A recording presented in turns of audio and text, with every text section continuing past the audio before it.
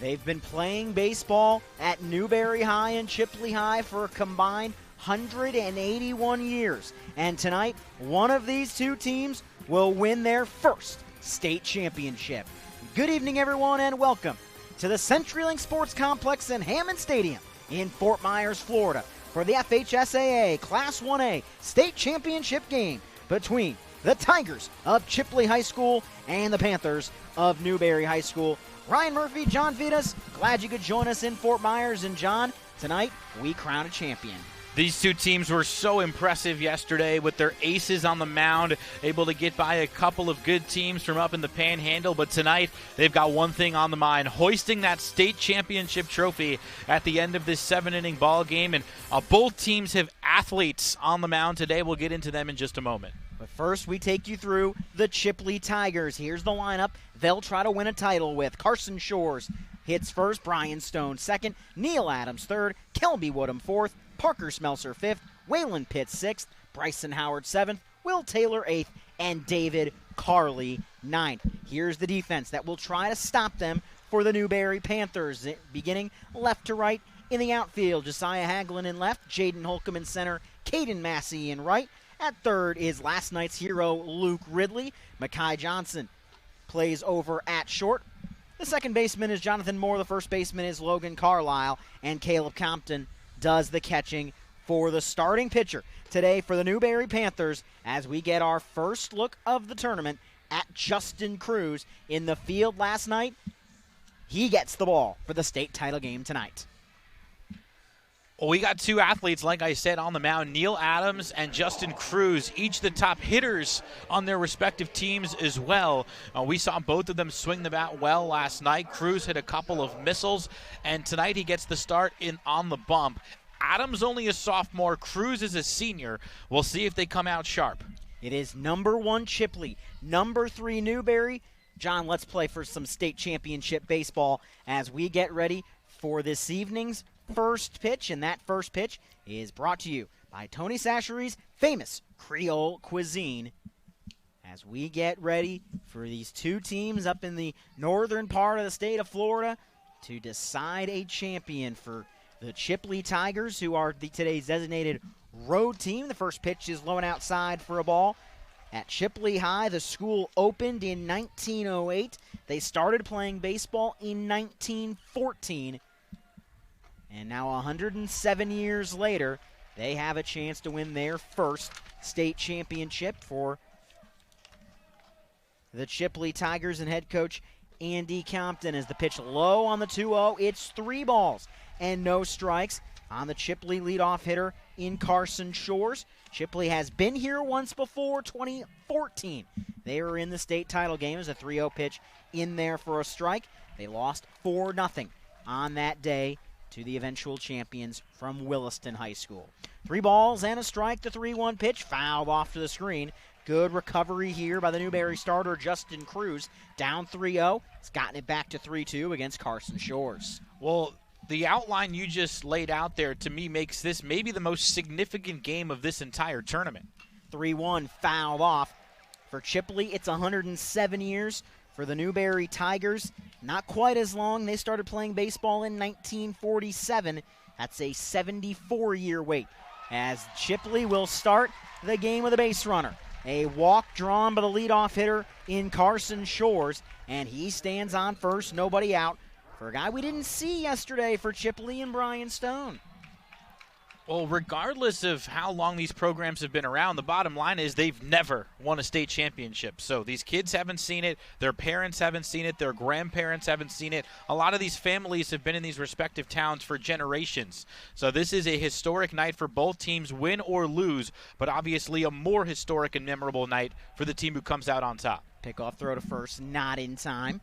And both of these teams have one state championship appearance to their credit in school history.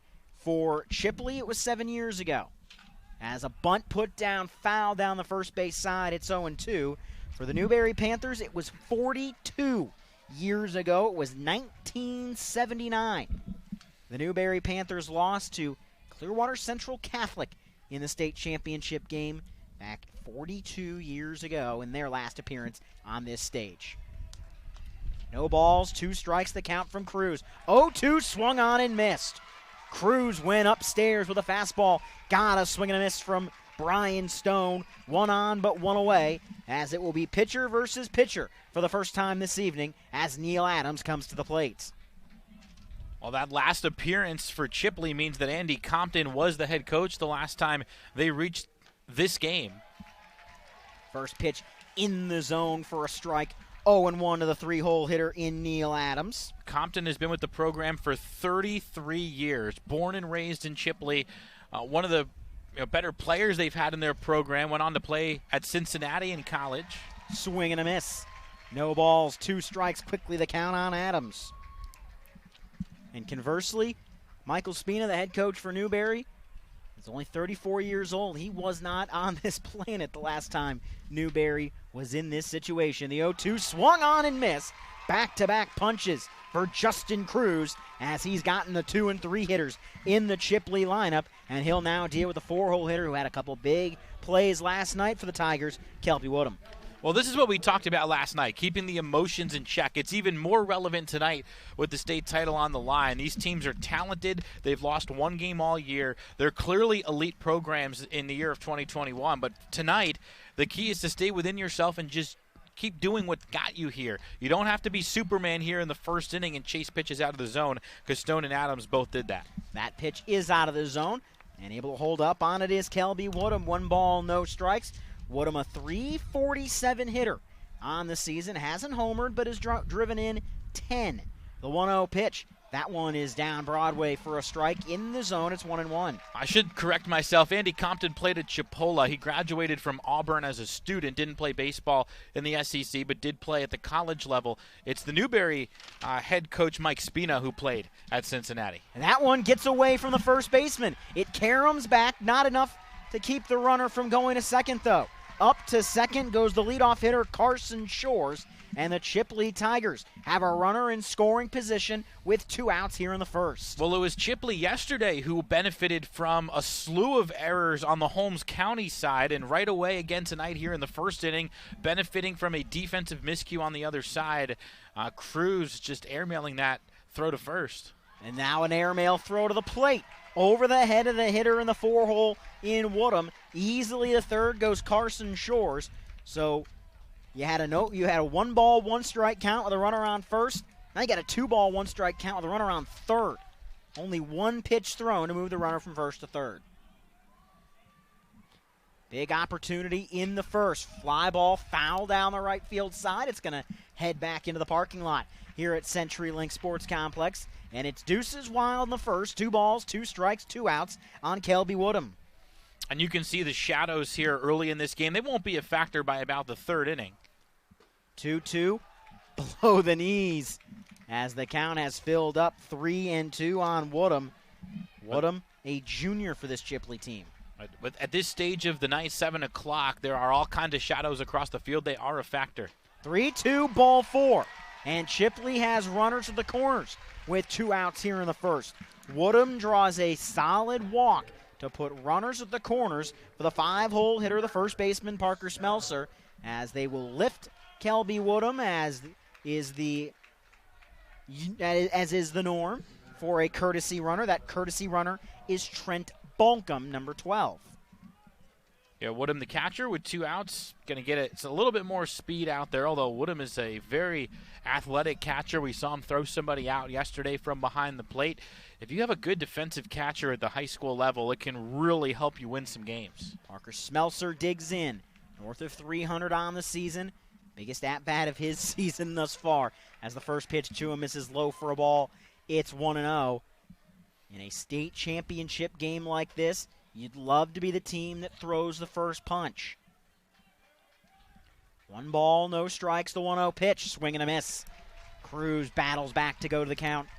Even 1 ball and 1 strike is... Well, Cruz doesn't have the velocity that we saw from Ridley last night, but it's still good velocity for a high school starter, and these Chipley hitters are a little bit late here in the first. The 1-1 is in the dirt for a ball. Count now 2 balls and a strike.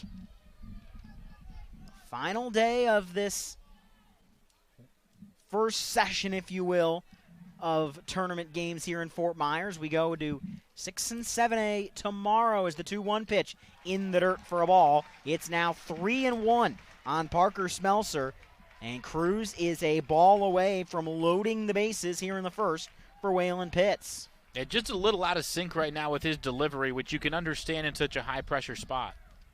3-1 ball 4, and Chipley has loaded the bases in inning number 1. Remember, they had a runner on first, 2 outs, and had a 1-1 count on the batter at the plate in Kelby Woodham, but then an error, a wild pitch, and then a couple of more batters reach on walks, and all of a sudden, it's bases loaded for Waylon Pitts. This is not out of the ordinary for Justin Cruz. He walked 17 batters in 23 innings in the regular season, but he's obviously got the stuff to get out of trouble. Only 11 hits in those 23 innings, so he kept the ERA under 2 for the year. He's third on the team in innings. He's their number 2 starter. Tomchak is second in innings as the top relief option. But this isn't out of the ordinary for Cruz. He gets to go back to the windup here with the bases loaded. That could help. First pitch of the at-bat in the dirt for a ball. Briefly got away from the catcher Compton, but he keeps it within reach. No one advances. It's 1 ball, no strike, as what looked like a pretty standard first inning has turned into major problems for Newberry. The 1-0 is in there in the inner half for a strike. It's even 1 ball and 1 strike, with the bases loaded, 2 outs here in the top of the first. The 1-1 pitch. That one's down Broadway for a strike, and Cruz now 1 strike away from getting out of trouble. Cruz up to 27 pitches here in the first. Not a single one has been put in play yet. 1 ball, 2 strikes, the 1-2. Low and outside for a ball, and it's Deuces Wild yet again. 2 balls, 2 strikes, and 2 outs. The 2-2 pitch. Low and outside again, and the count has filled up 3-2. You mentioned a ball hasn't been put in play. Walk, strikeout, walk to load them up, and now the carousel of progress will move. Everyone heads for the next base on the payoff pitch. The 3-2 delivery in the dirt, ball 4, and Chipley has struck first. A 3rd consecutive walk taken by the Chipley Tigers, and without putting a ball in play, it's 1-0 Chipley. Well, just by Pitts' reaction heading down to first, this is going to be a high-intensity baseball game. Of course, you expect it in a state title game, but just on a walk, he was celebrating down the line. There's going to be some runs scored in this game. 1 run's not going to be enough to get it done in this matchup, and now we have a mound visit and a good time for it as Cruz gets a talking to. They do not want to pull him from this game, but he's up to 30 pitches already here in the first. He'll get at least 1, maybe 2 more batters before they have to pull him, but I think there is going to be some action now in the Newberry bullpen just in case. You got to get someone going. The only 2 active guys that have thrown more than 20 innings, doesn't include Schaefer, who, as you mentioned during yesterday's broadcast, if you were with us, an injury, his season is over. You've got 2 guys there. One of them's in the lineup, one of them isn't. Well, the one that's in the lineup is Grunwald. He's thrown 21 2/3 innings. And then you've got the closer that went yesterday. He was under 30, so he can come back in Tomchak as the first pitch of the next at-bat misses low and outside for a ball, 1-0, as Cruz has just lost the release point as he faces Bryson Howard. The 1-0 pitch to Howard. Got off, I think, the umpire's leg that time. That might have saved a run, as that had gotten past the catcher. Looked like it might have caught in the leg of the umpire there to keep it in the circle as it goes to 2-0. Yeah, Chris Jeffrey's left shin saved a run right there for Newberry. Cruz has to figure it out, and now you see him going back to the stretch. A little simpler delivery to the plate. The 2-0 pitch. Low and outside, ball 3. And you wonder if the easiest move for Newberry, if it happens, is moving Grunwald over. He's already in the lineup as the DH, which means you can get him up in the bullpen if you have to. The 3-0. Upstairs, ball 4. A 4th straight walk in inning number 1 has brought a 2nd run across the plate, and the Chipley Tigers lead it 2-0 here in the first, and they have yet to put a ball in play. But in this kind of game, You don't care how you're scoring runs as long as you are. Yeah, now Carlisle, the first baseman, has come over to try and settle down Cruz. He's a 600 hitter. He's a senior. This is not the kind of kid you expect to crumble under the pressure of a state title game, but it just shows that nobody's immune to the trials and tribulations of a game like this, and this is going to be it for Cruz. The manager's coming out. It's a short leash with the trophy on the line, and Cruz is going to go back to doing what he does best, which is hit. He's coming out of this game here in the first. In February or March, you say, you know what, maybe let the kid fight through it. You can't do that in May. You have to immediately make the move to the pen. Everyone's live today, except for the 2 starters that went yesterday. You can empty your bullpen today. There is no tomorrow. So we'll take a look at the new pitcher coming into the game, and I think we're about to move everybody around because everyone has started kind of walking in towards each other. So I think we might have some movement here around the infield and outfield for the Newberry Panthers. Yeah, Cruz is going out to center field, which is where he played yesterday. You saw Tomchak coming in from the bullpen. We assume he's going to pitch. He's their top reliever and would be responsible for 19 of the 21 outs if he goes the rest of the way. It looks like Carlisle's going into the dugout too, so he's going to probably move from first to third, I would have to think, although he's heading towards the mound. It's going to be Carlisle who takes the ball here in relief, and Tomchak was the guy warming. So interesting situation. They're going to turn to their first baseman, Carlisle, in this spot, who is a senior. So how about this for a storyline in the first inning of the state championship game? The big senior, Logan Carlisle, gets the ball with 3 innings of work coming into this game via our stats from Max Preps. He has thrown 3 innings, given up 2 hits, 1 run it was earned, walked 4, K'd 3. Give us a little time. We'll try to figure out the last time he has been on the bump for this Newberry team. But, again, you're pulling out all the stops. You're pulling out every trick in the book you've got today. If you think Carlisle is going to give you the best chance, you're giving him the ball. Yeah, this is one of those calls by the head coach of Newberry, Mike Spina. This is a decision that could make or break your season, make or break this game. A huge decision to bring in a first baseman with 3 innings of work all season into a bases-loaded jam in the first. To me, this is not a move based on the numbers. This is a move based on the DNA of his players. He knows Carlisle's a guy who's going to throw strikes. He trusts his senior to step up in a big moment. So to me, that's what this move is. This isn't, hey, let's just roll out Tomchak because he's got the most innings this year with Ridley unavailable. This is, hey, I trust my big first baseman to perform under the pressure of a bases-loaded situation. He might come in here just for this 1 out, go right back to the infield. Who knows? But in this spot, he wants Carlisle. Logan Carlisle has made 1 pitching appearance this season. It was back on April the 6th against Bell High School. He went 3 innings, as we mentioned his numbers. 2 hits, 1 run, earned 4 walks, 3 strikeouts, and got the win. That is his only appearance of the season. His first pitch is up and away for a ball, 1-0. No, they called it a strike there at the end. That was definitely off the plate. Those 4 walks in 3 innings scares you, but obviously they trust him. No balls and a strike. Carlisle's 0-1. Gets a swing and a miss. And Logan Carlisle has gotten ahead. No balls and 2 strikes of the 8-hole hitter Will Taylor, the left fielder. The 0-2. Got him swinging, strike 3. Logan Carlisle keeps Newberry alive at the start of this game. Disaster avoided for the Panthers, but without a hit, the Chipley Tigers are in front. After a half an inning in Fort Myers, it's Chipley 2. Newberry coming up as you're watching the 1A state championship game on the NFHS Network. This NFHS Network championship event is brought to you by Academy Sports and Outdoors.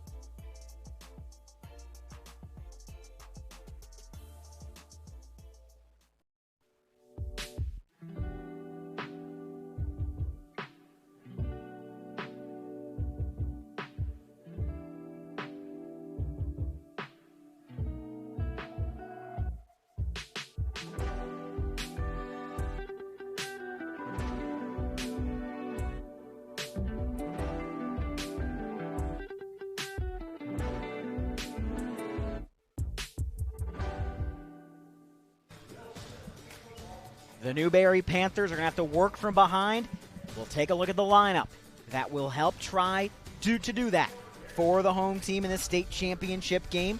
Justin Cruz now in center field. He leads things off. Luke Ridley at third base. He's in the two-hole. Mekhi Johnson bats third. Logan Carlisle, the new pitcher, fourth. Caleb Compton, fifth. Jonathan Moore, sixth. Josiah Haglund, seventh. Then Jaden Holcomb and Caden Massey, the nine for the Newberry Panthers. As we quickly take a look at the defensive arrangement for Chipley before the first pitch. It's Taylor, Shores, and Barfield. Left to right in the outfield. Carley, Pitts, Stone, and Smelser. Left to right in the infield. Kelby Woodham is behind the plate, and getting the start for the Chipley Tigers is Neil Adams. Adams is a smooth swinger at the plate, a left-handed hitter but a right-handed thrower, a 6'3" sophomore starting a state title game.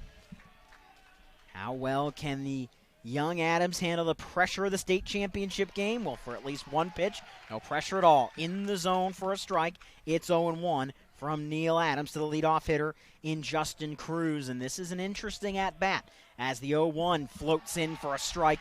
It's 0-2. Cruz just had a nightmare of a first inning. How well is he able to mentally get that out of his head and attack at the plate? The 0-2. High chopper right side of the infield. Gloved by Stone. His throw to first. Dive at first. They got him. Just able to get Cruz, who went head first. He thinks he's safe. In fact, he's hesitant to even leave first base, but they call him out at first, and there's one away. Well, if he had run through the bag, he would have been safe. I thought he might have beat it anyway. It was a close play with the left hand touching the bag first. But from our angle, it was pretty clear that he had slowed down to make that slide. Again, close play. Looking at the replay, I think the umpire got it right. But you don't really want to slide into first. This is a local crew, a Fort Myers-based crew. As the first pitch to Luke Ridley, yesterday's game MVP, is out of the zone for a ball, 1-0. The first base umpire over there, Larry Cutler, as that one's coming just to our left up here in the broadcast booth, as it just missed taking out our cameraman just about 5 feet to his left. But your umpiring crew today, Chris Jeffrey is behind the dish. Larry Cutler at first. Steve Sambucci over at third as the 1-1 is up and away for a ball. It's 2-1. Well, we get some foul balls up our way. We're directly behind home and in that spot. 1 ball, 1 strike, 1 out. It's Aces Wiles. The 1-1 is sprayed foul down the left field side. It will head onto the concourse here at the CenturyLink Sports Complex, the spring training home of the Minnesota Twins and the summer home of, remind me of the new name for the Florida State League. It's High A Florida, or what's it officially called, The John? Low A Southeast. Low A Southeast, but the Fort Myers Mighty Muscles call this ballpark home as the 2-2 pitch is up and away for ball 3. You've been in the league long enough. Do you still just call it the Florida State League out of habit? I've transitioned to doing it the right way, but if you call it Florida State League, I'm not going to argue with you. 3-2, straight back, up and out of play. Will bounce off the top of the broadcast booth and roll right down in front of us as we do it again, still 3-2. I certainly understand people's hesitance to call it the Low A Southeast. I would assume they'll rebrand at some point, but for now, that's what they're calling it. 3 balls, 2 strikes, the 3-2, up and away, ball 4. Luke Ridley is aboard for Newberry as the Panthers got the huge out to keep this game just 2-0 in the first. Now they'll try to get something going in a very dangerous lineup to try to do it. It begins with a runner on now with Mekhi Johnson. We talked about it yesterday. Johnson and Cruz both came in batting over 500. Cruz is now batting 600 for the year. So 2 big-time bats. And then Ridley, who was in the 6-hole yesterday, is in the 2-hole today, is a 368 hitter. The numbers for this Newberry lineup are off the charts. We got into their team numbers yesterday, just absurd. But they've got some athletes to go with that team power. Breaking ball snaps into the zone for a strike. And just like that, no balls and a strike your count. As the righty gazes in, his next pitch, a breaking ball, comes inside for a ball. Well, it doesn't seem like Adams throws too hard, so going to that curveball here with a man on base, something we saw a lot of the pitchers do yesterday. Got a swing and a miss on the 1-1 to Mekhi Johnson. It's a ball and 2 strikes with Ridley standing over there at first. And, of course, as soon as I say that, he blows a fastball past a 500 hitter, but it's not the velocity, again, we saw from Ridley last night, who was around 90 miles an hour. These guys are more in the mid-80s, and now a time called for. Final game of the Class 1A state tournament. We transition from the smallest schools in the state to the biggest schools in the state tomorrow here in Fort Myers. We've got Class 6A and 7A.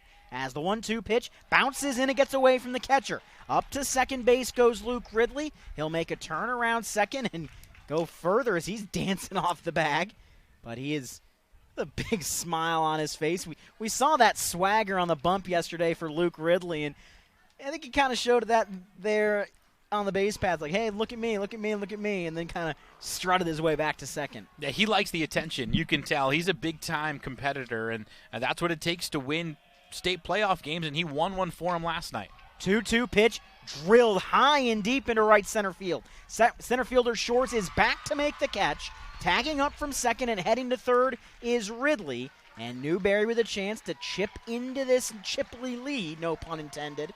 In the bottom of the first inning, they've got a runner on third, 2 outs, and can the pitcher help himself is the question as Logan Carlisle digs in. Yeah, in most high school stadiums, that is an opposite field home run. Here, it was into the teeth of the wind and ended up about 15 feet short of the warning track, still over 360 feet away, but it ends up being a long out number 2. We take a look at him, Logan Carlisle, with that rocking the flow there at the plate, the long hair that tumbles out of the back of the blue batter's helmet. The head in the count, 1 ball and no strikes. The 1-0 pitch, foul back to the screen. It's 1-1. Well, you mentioned how Cruz's confidence may have been shaken by that first inning. Carlisle's on the other end of that spectrum. He came in and shut the door on that bases-loaded opportunity for Chipley, so he's riding high and trying to get Newberry closer. 1 ball, 1 strike your count, the 1-1 pitch. In the dirt for a ball. Everything important now for Kelby Woodham. You can't let anything get past you. Otherwise, Newberry gets on the board and gets a run back. The 2-1 pitch. Big swing and a miss. Uppercut swing that time from Carlisle. Could not connect. And Neil Adams is a strike away from a scoreless first inning to keep this 2-0 Chipley lead intact. Deuces wild, 2 balls, 2 strikes, and we've got time. Yeah, Woodham going to go out there and talk to the young sophomore. That was a changeup, it looked like, to Adams diving down and out of the zone. Woodham let that 1 ball go by him earlier in this inning. He was terrific defensively yesterday. Not just throwing that guy out in a big spot, but also handling the pitchers, blocking balls, working with Howard, the starter for Chipley. 2 balls, 2 strikes, 2 outs. They will deke off of the third base. That ball driven high and deep to left field. Left fielder ranging back. It's off the wall. Newberry is on the board as Logan Carlisle is in with a stand-up double. And the Newberry Panthers have struck back here in inning number 1 as Carlisle hits a ball 375 feet or so to deep left field. Yeah, right off the John Deere Everglades sign out in deep left. Missed a homer by just a few feet. That ball was torched out to straightaway left field, and Newberry's got to run right back. And now you're a base hit away from a brand new ball game. It's 2-1 Tigers. The first hit of the game, a loud one. A 2-out double by Logan Carlisle as Caleb Compton misses low and outside. And John, we talked off air before we went on the air that we thought this may be a game where teams can put some runs on the board. Aces are both burned. And so far, we've got 3 runs up in the first inning between these 2 ball clubs. Down the line at third, but foul as the count evens up at 1-1. And, of course, Cruz, the number 2 starter for Newberry, is out of the game as well. So you're on your number 5 pitcher right now with your 3 and 4 still available. And then on the other side, Adams is not overpowering, and you know that Newberry can hit. So, yeah, I think that 8-6 prediction may be where we end up. We'll see. Still a long way to go, but it looks like we're going to see more offense than we saw yesterday.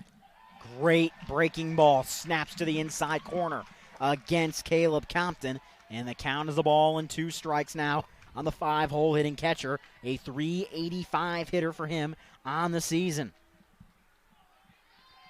1 ball, 2 strikes, 2 gone here in the first. For Neil Adams, the 1-2. That ball lifted high and deep into left center. Ranging toward left. Diving catch. Did he come up with it? Yes, he did.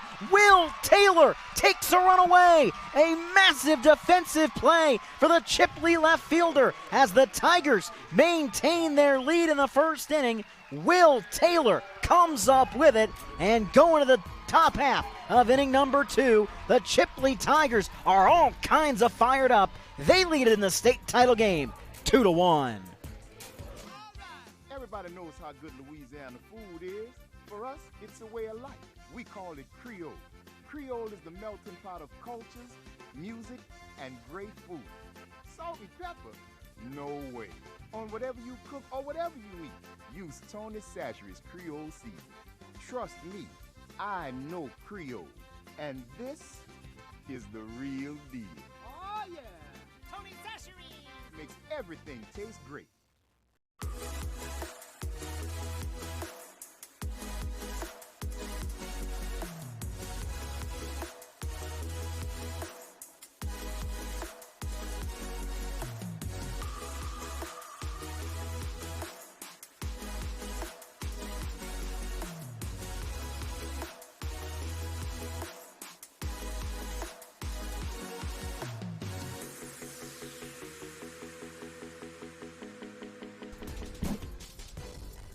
If this state championship game comes down to 1 run, one way or the other, we're going to remember that catch from Will Taylor. Take another look at Taylor going to the knees, to the dive. Comes up with it, and how fired up is the left fielder for the Chipley Tigers as they maintain a 2-1 lead after the first inning of the 1A state championship game. As you're watching live coverage of the FHSAA baseball championships here on the NFHS Network. NFHSnetwork.com/FHSAA is your destination for the most comprehensive coverage of Florida high school playoff action. And what a play from the Chipley left fielder, Will Taylor. Comes up with the diving catch in left field. The junior makes the biggest play of the season to date to keep the Tigers up by a run. Just an outstanding catch. Off the bat, I thought that ball had the gap split, and then the wind kind of pushed it towards Taylor, and he never gave up on that ball, just kept on pursuing it, and then was able to reach down with 2 hands and scoop it up. So for the Chipley Tigers, it'll be 9-1-2. Carly Shores Stone to hit for the Tigers against Carlisle, who bounces in the first pitch he throws of this inning for ball 1. 1 ball and no strikes. Get a look at David Carly, a 200 hitter on the season. Only 7 games played. And that's only 7 games played in high school baseball. He's only a freshman. As the 1-0 is up and in for a ball, it's 2-0. Maybe started the year on the JV team. It's distinctly possible, and he is, I believe, as I take a quick look, he's the only freshman that has an at-bat for this Chipley ball club as the 2-0 is in there for a strike. It moves to 2-1 as we're just past 7:30 here in Fort Myers on a beautiful Thursday night for baseball. Could not have asked for a better night to decide a champion as a 2-1 foul back to the screen. It's 2 balls and 2 strikes. So we'll see how long they ride Carlisle here. Unless he's just dealing, I would think we're going to see Tomchak at some point. And then maybe somebody else as well. Grenwald is the other available pitcher. The 2-2 from Carlisle. Outside just a touch. The fans in blue, or at least Newberry blue, wanted that as strike 3. Instead, the count is full. If I had to guess, I would say you probably want to try to get Carlisle through 4 as the 2-2 is sent up just to our right. As you could just sort of start to see us there in the broadcast booth as we came up, as the count stays full 3-2. 3 innings is a long but not impossible outing for a normal reliever. As the 3-2 in there, strike 3, Carlisle has gotten back-to-back strikeouts to start his outing on the bump as he gets out number 1, and back to the top of the order we go for Carson Shores. When you're navigating an entire season, whether it's a 30-game high school season, a 60-game college season, or a 140 or 62-game pro season, you map everything out. You keep them healthy. You establish roles. In a state championship game, you do everything you possibly can to win that game. So if Carlisle is going to continue to blow guys away, he'll be out there until the bitter end. The 1-0 pitch swung on and missed. It's aces while the ball is striking out. John, I can't remember the last time I saw a baseball game where a team went one trip through the order and nobody put a ball in play. Well, it happens at the big league level more than you'd think. But, yes, in a high school game, that is extremely rare to have nothing but strikeouts and walks first time through. 2 balls and a strike on the leadoff hitter in Carson Shores. Carlisle has come on out of the pen and been outstanding for the first 2. The 2-1 is just to our right here at Hammond Stadium. And he's a strike away from punch-out number 3. It's an even 2 balls and 2 strikes. We're going to get one eventually. Should have brought our gloves. 2 balls, 2 strikes, the 2-2 delivery. In there, strike 3, the top of the zone. Logan Carlisle has come on and gotten 3 straight strikeouts. A young man who has not pitched in a game in over a month has come on and gotten back-to-back-to-back strikeouts out of the bullpen as he now faces Brian Stone. First pitch upstairs for a ball, 1-0. Now Carlisle is straight over the top like a lever, so that's an adjustment from the 2 kind of athletic lower arm slots that the opponents have seen in this tournament from Newberry. 1-0 is outside for a ball. It's 2-0 on the 2-hole hitter in Stone as Carlisle looks for a perfect second inning to give his Newberry teammates a chance to tie it or take the lead in the bottom half. The 2-0, as you mentioned, comes right over the top there. Misses inside. It's 3-0. It's still early, but it looks to me like Carlisle's got what they call in the pros now a carry fastball, which means it stays high through the zone and guys swing under it. Makes the velocity seem even harder. 3-0 pitch in the zone for a strike. It's 3-1. As we mentioned before, we don't have a radar gun here at the ballpark, but you can get a decent idea of what these guys are throwing as it comes along. 3 balls and a strike, the 3-1 pitch, upstairs ball 4. So 10 hitters, 11 hitters have come to the plate, and every single one of them has either walked or struck out. That's the first walk that Carlisle's given up. But just to further explain what I mean with the carry fastball, it holds its plane, so it almost seems like a rise ball in softball, where rather than the anticipated downward angle, it kind of stays high on you, and a lot of guys will pop it up or swing under it, or they'll be late on it, which it doesn't necessarily have to have a lot of velocity for it to look like guys are late. First pitch of the at-bat is upstairs for a ball, 1-0 to the 3-hole hitter Neil Adams, a strikeout victim his first time up. He deals against his counterpart now in Logan Carlisle. 1 ball, no strike. The 1-0 is up and away for a ball. It's 2-0. Just to sort of recap, things went completely different for Newberry defensively when Carlisle came in. It's now Massey in left, Cruz in center, Holcomb in right, Ridley at third, Johnson at short, Moore at second, Hagelin at first with Compton behind the dish as the 2-0 swung on and missed as the count is 2-1. So the positions that the Newberry defenders envision themselves playing all night long or all day long as they got ready for the biggest game of their life, they're now playing a completely different position.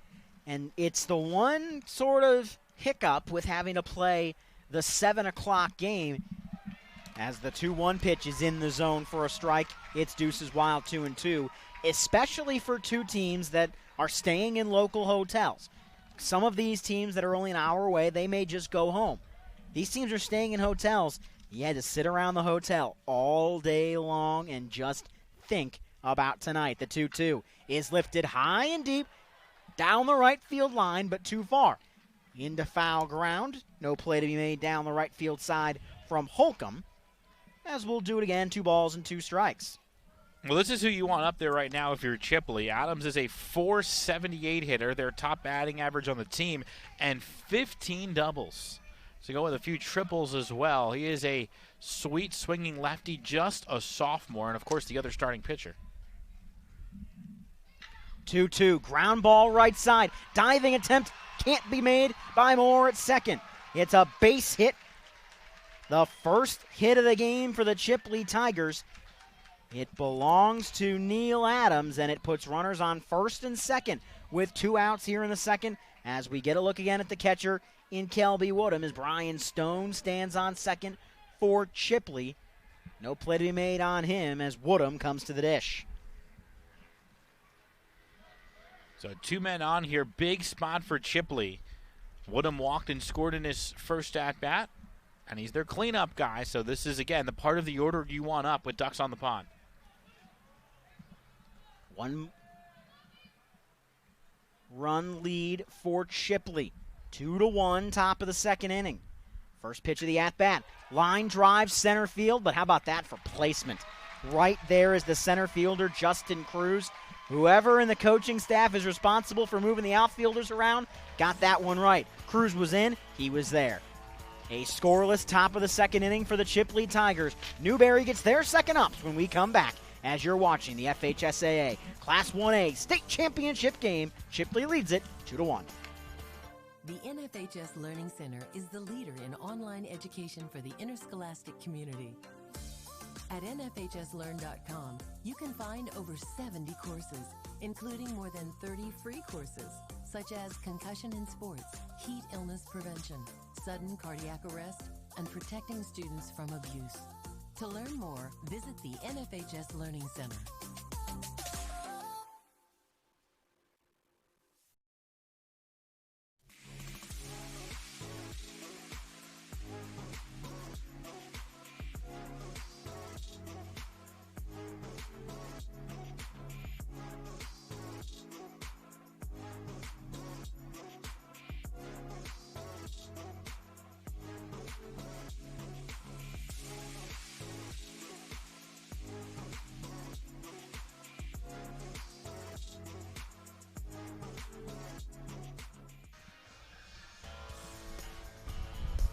Second inning of work for Neil Adams. He will deal to the Newberry Panthers.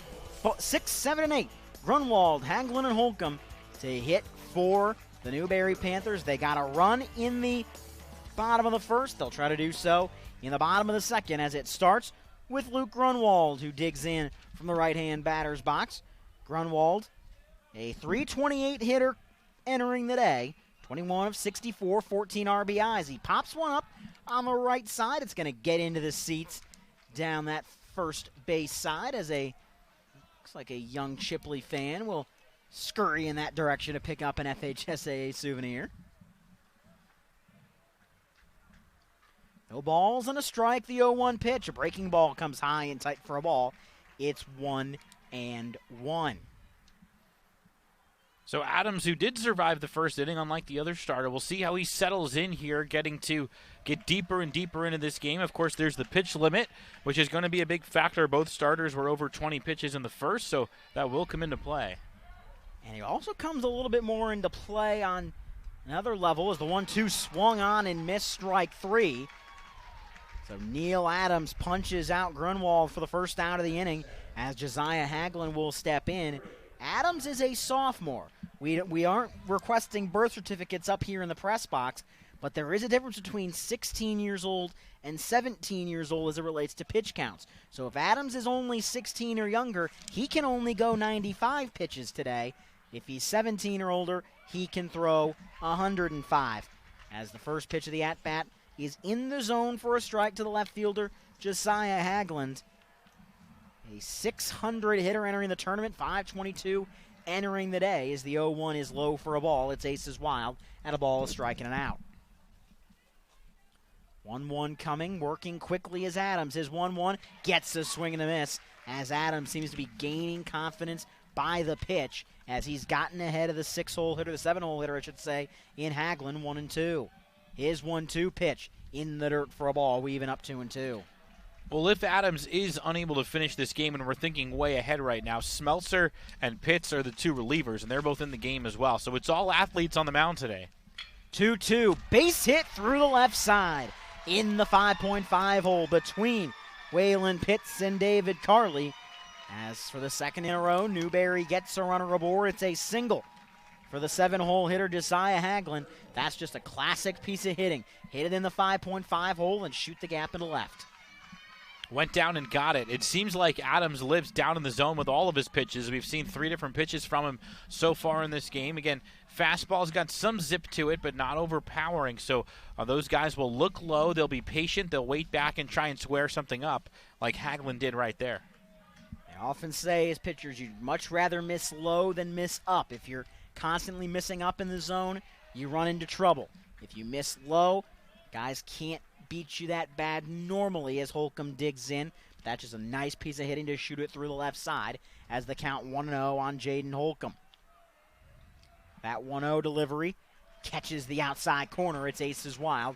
At a ball, a strike, and an out. Newberry's out hitting Chipley right now 2-1, but Chipley leads on the scoreboard where it counts 2-1. Aces Wild, the 1-1 delivery. Low and outside for a ball. It's 2-1. Class 1A state championship game, Newberry High and Chipley High. Neither team has ever won a state championship. That'll change probably about 90 minutes or so from now as the 1-1 pitch is out of the zone. The 2-1, I should say, misses, and it's now 3-1. Behind Holcomb, the 9-hole hitter, Caden Massey. Then back to the top of the order of this dangerous Newberry order. But Adams bounces back, throws the 3-1 in the zone. It's filled up 3-2. And on a situation like this, you wonder if you put that runner in motion here and try to get the offense going a little bit. No is the answer. A swing and a miss on the 3-2 pitch. As another strikeout this inning for Adams. He's been excellent save for 1 or 2 little mistakes as he gets the second out of the inning and now deals with a 9-hole hitter in Caden Massey. Yeah, not a bad idea to try and put the guy in motion there on 3-2. Coaches decided not to go with it, but that's a spot where you normally would do that. But now it's up to Massey. It's a testament to this Newberry lineup. Caden Massey is your 9-hole hitter. He's got a 500 on-base percentage this year as he takes a strike on the first pitch he sees. It's 0-1.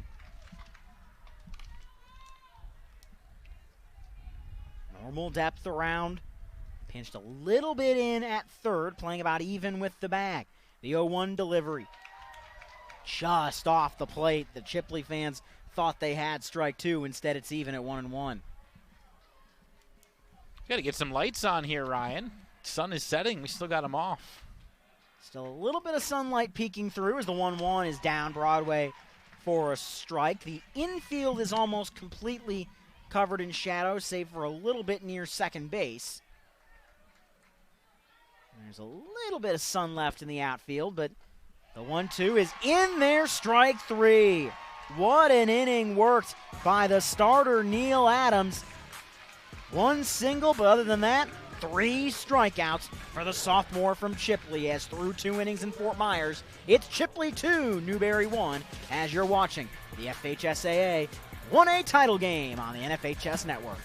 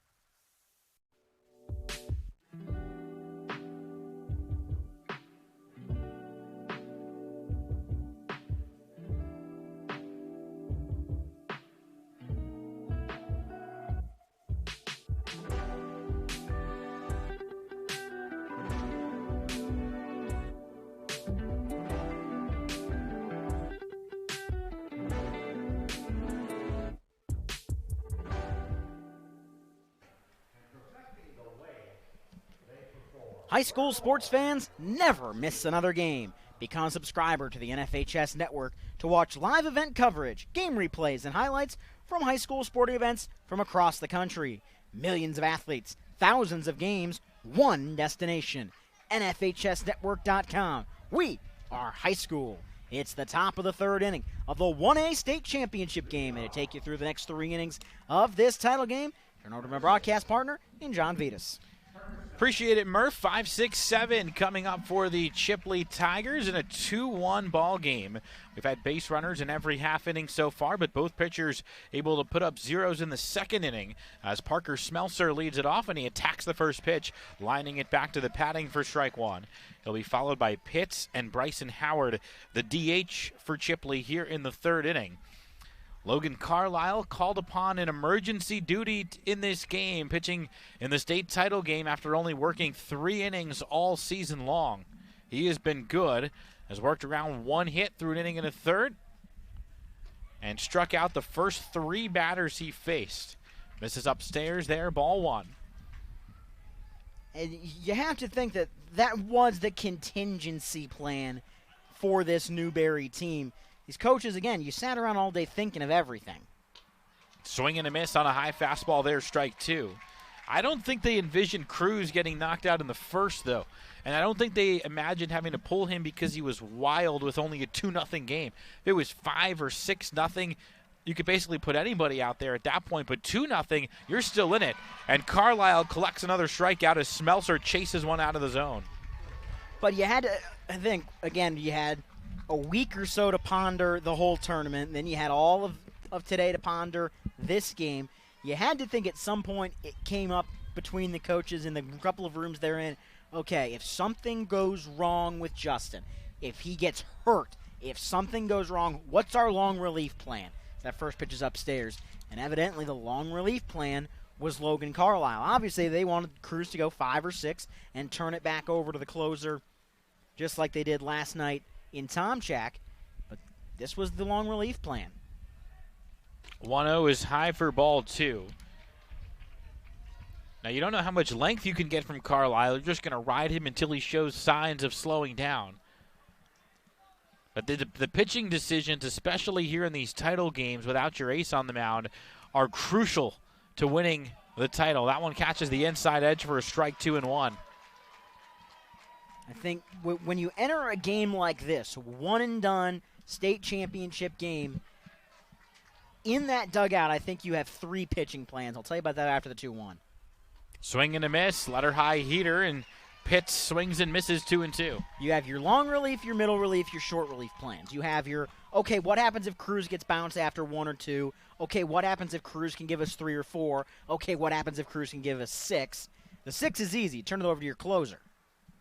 2-2, just missed away. Compton tried to hold it there, but the count is full. But you had to think, okay, if he can only give us about 4, do we go Tomchak for 3? Do we try to bridge it to him? How do we try to do that? And if he only gives us an inning or 2, then how do we get to the end? Do we send someone out there for the last 4 or 5? And that has seemed to be the plan. Payoff is upstairs. Second walk allowed by Carlisle, and Chipley's got another base runner. That is their 7th walk here in the first 3 innings. It'll bring up Bryson Howard, yesterday's starting pitcher, and the DH today for Andy Compton. Very rarely do you see a team, even just in the 3rd inning, only have 1 hit and be winning the state championship game. Right now, that's the Chipley Tigers. They only have 1 hit, and they've got a 2-1 lead. First pitch paints the outside edge for strike 1. Howard didn't even have to consider swinging in his first plate appearance, walked on 4 pitches and drove in that first Tigers run. Or check at the second Tigers run. Pitts, who just walked, did the same thing in the first with the bases loaded, though. 0-1. Swing and a miss on a fastball in on his hand, strike 2.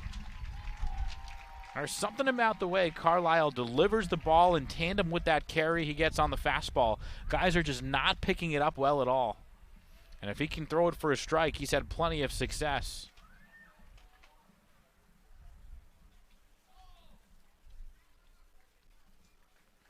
Howard steps out to rethink things. Will Taylor hoping for an opportunity on deck.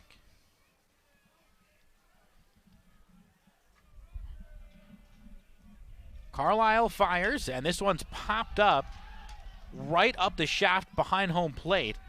And turning around to make the grab is Compton. Had to circle a bit there with the wind pushing it towards the third base side, but he's able to corral it for out number 2.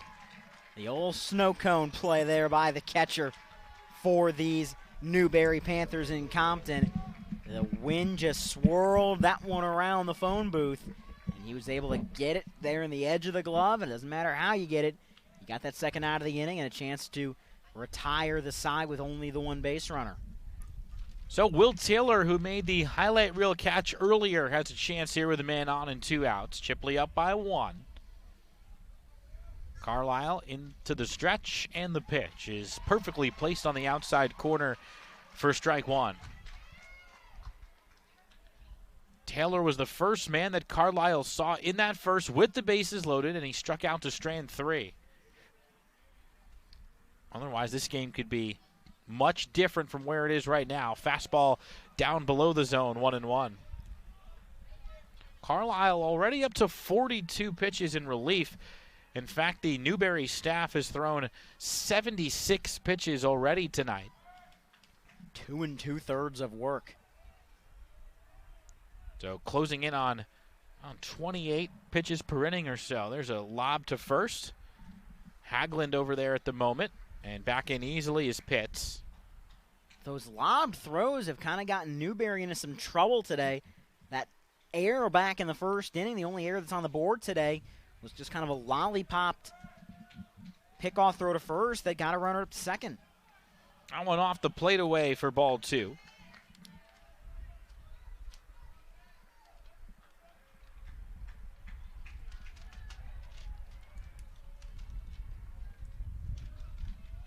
A glance over by Carlisle. The pitch. Low, scooped up by Compton, ball 3. Pitts doesn't seem too interested in trying to steal here. We haven't seen either team run much in this game, which they both are capable of stealing bases. But like we talked about yesterday, when you get into a matchup against a very capable defensive catcher, it kind of does silence the running game, no matter what the numbers say. Waylon Pitts without a stolen base to his name this year. That one's low. They appeal, and they say he did go around strike 2. That would have pushed him into scoring position for the Tigers, but instead the at-bat continues. Half the crowd really liked that call, half didn't. As there's, I just heard one parent with a "come on," but it looked like this local umpiring crew from the South Gulf Umpires Association. You're not working in these games if you haven't proven all season long to be the best umpires in your association. 3-2. Hit sharply to third beyond the reach of a diving Ridley into left field. Second hit of the night for the Tigers. It's a single for Will Taylor. And Chipley's got men at first and second with 2 outs for Carly. A C&I single that just got past the dive of Luke Ridley. He spread out all the way to try to pull that one in. Don't know if there was a play to be made even if Ridley comes up with the baseball. As he was into the full dive, he would have had to scramble up and throw out a pretty good runner. But now Chipley with a chance to extend this lead with first and second and 2 outs for David Carly. Struck out looking against Carlisle to start the second. First pitch downstairs, ball 1 with the top of the order looming next. So that goofy release point for Carlisle and how he throws the ball. Now you're into that second trip through the order. It started with the last hitter. Now you're into the second trip. Do these Chipley hitters have a better handle on it? This one's pulled towards third, wide of the bag. Could have been trouble. Ridley trying to track it down towards the line, but it ends up foul, 1-1. Yeah, it's definitely a funky delivery from Carlisle, and these guys should get more wise to it as this game goes along. And I'd be very surprised if Carlisle finishes this game, but they are going to try and ride him as deep as they can before turning it over to Tomchak or Grenwald.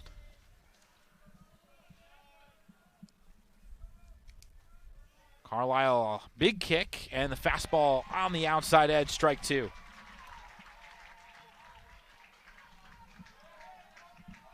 And in this situation, we talked about Carlisle only throwing 3 innings of work thus far this year. It's less about the stuff you have and more about what's between the ears. Do I think the kid I can put on the bump has the mental capacity to get out of a jam and to get me late into a game? And that's why even if he misses again there, even as he's missing and putting two guys on and fighting through these innings, if he's showing the ability to throw strikes and he's got the moxie in this spot, you kind of have to stick with him because you don't know if the next guy's going to have the same mental fortitude. 2-2 on the way. In the dirt, smothered by Compton, a full count now. And so the two runners will be off on the pitch with Carlisle up over 50 pitches in relief. And with the two runners off and in with the pitch, now pretty much any base hit is probably going to score a run, and even something deep in the infield could be enough to get a run in. Whalen pits at second, drew the walk. Will Taylor at first, singled to left. Full count on Carly. On the inside corner, strike three. Carly thought it was down and in, but Carlisle gets the call, and the Newberry fans have something to cheer about here in the middle of the third. You're watching the 1A state championship game on the NFHS network.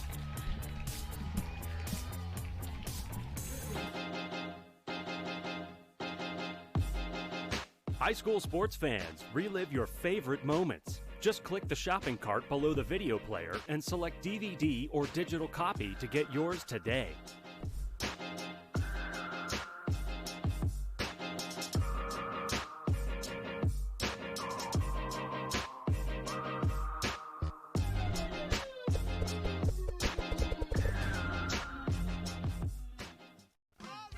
Everybody knows how good Louisiana food is. For us, it's a way of life. We call it Creole. Creole is the melting pot of cultures, music, and great food. Salt and pepper? No way. On whatever you cook or whatever you eat, use Tony Chachere's Creole seasoning. Trust me, I know Creole.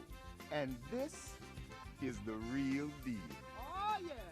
Tony Chachere's Makes everything taste great. A look into the Chipley dugout here on the first base side at Hammond Stadium, spring training home of the Minnesota Twins. City of Palms hosting this event yet again, and it is a beautiful place to watch a game and a great venue for the high school state championships, which will be running through next Wednesday. 8 days worth of games and 21 total. This is just number 6, so we're just getting warmed up at the 7 different levels of Florida high school baseball. We start the bottom of the third. Newberry down a run, but they've got the top of the order up. This is their 600 hitter, Justin Cruz, who takes up and in for ball one. Again, the starting pitcher tonight for Newberry did not get out of the first inning, walked 5 batters and was pulled. The 1-0. Fastball low, 2-0, and you know he's got vengeance on the mind in the batter's box right now. A few more at-bats to work with and trying to make the most of them. Smokes this one up the middle, a base hit. That pitch was up high and maybe out of the zone from Adams, but Cruz got the bat head to it, and the leadoff man is on for Newberry. In a situation like this is where having a strong team culture comes into play. Cruz comes out of the game, doesn't have the starting pitching outing he wants.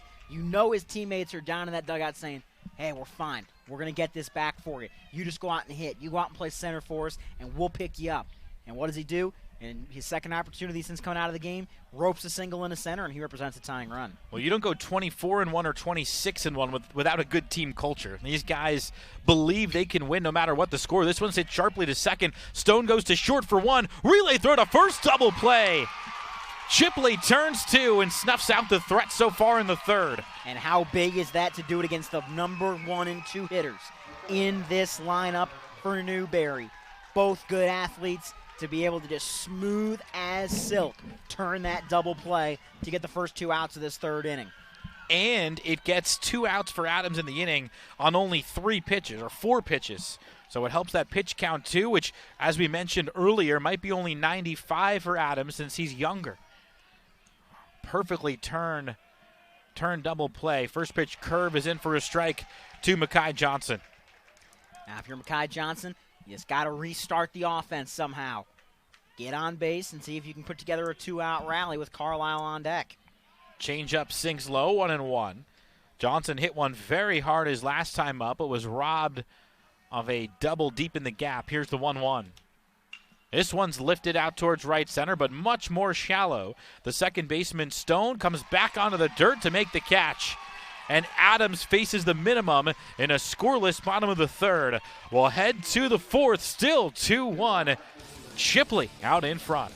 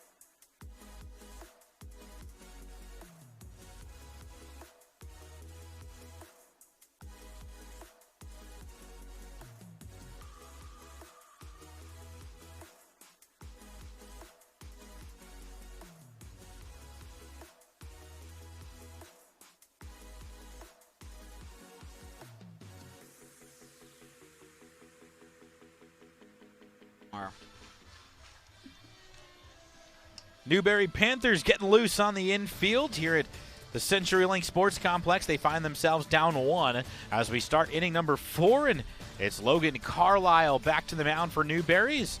John Vitas and Ryan Murphy coming to you live here on the NFHS Network. As this one goes along, it's only going to get tighter. It's only going to get more intense. While watching the earlier game today out of Door Academy winning the 2A state championship, the crowds just got livelier and livelier as that one went along. A 5-3 final score. Great game earlier today, and this one following suit, a one-run game at the moment as we get ready for the top of the fourth. And the nerves, especially for the fans and the guys at the end of the dugout that don't expect to get in, that just nervous energy just builds and builds and builds and builds. That's why you'll usually see the dog pile in the celebration is kind of proportional to how much of a close game it was. If you win by a run, you strand the winning run on base, you usually go nuts. If you've kind of celebrated for 6 innings in a blowout, it's a little more subdued at times.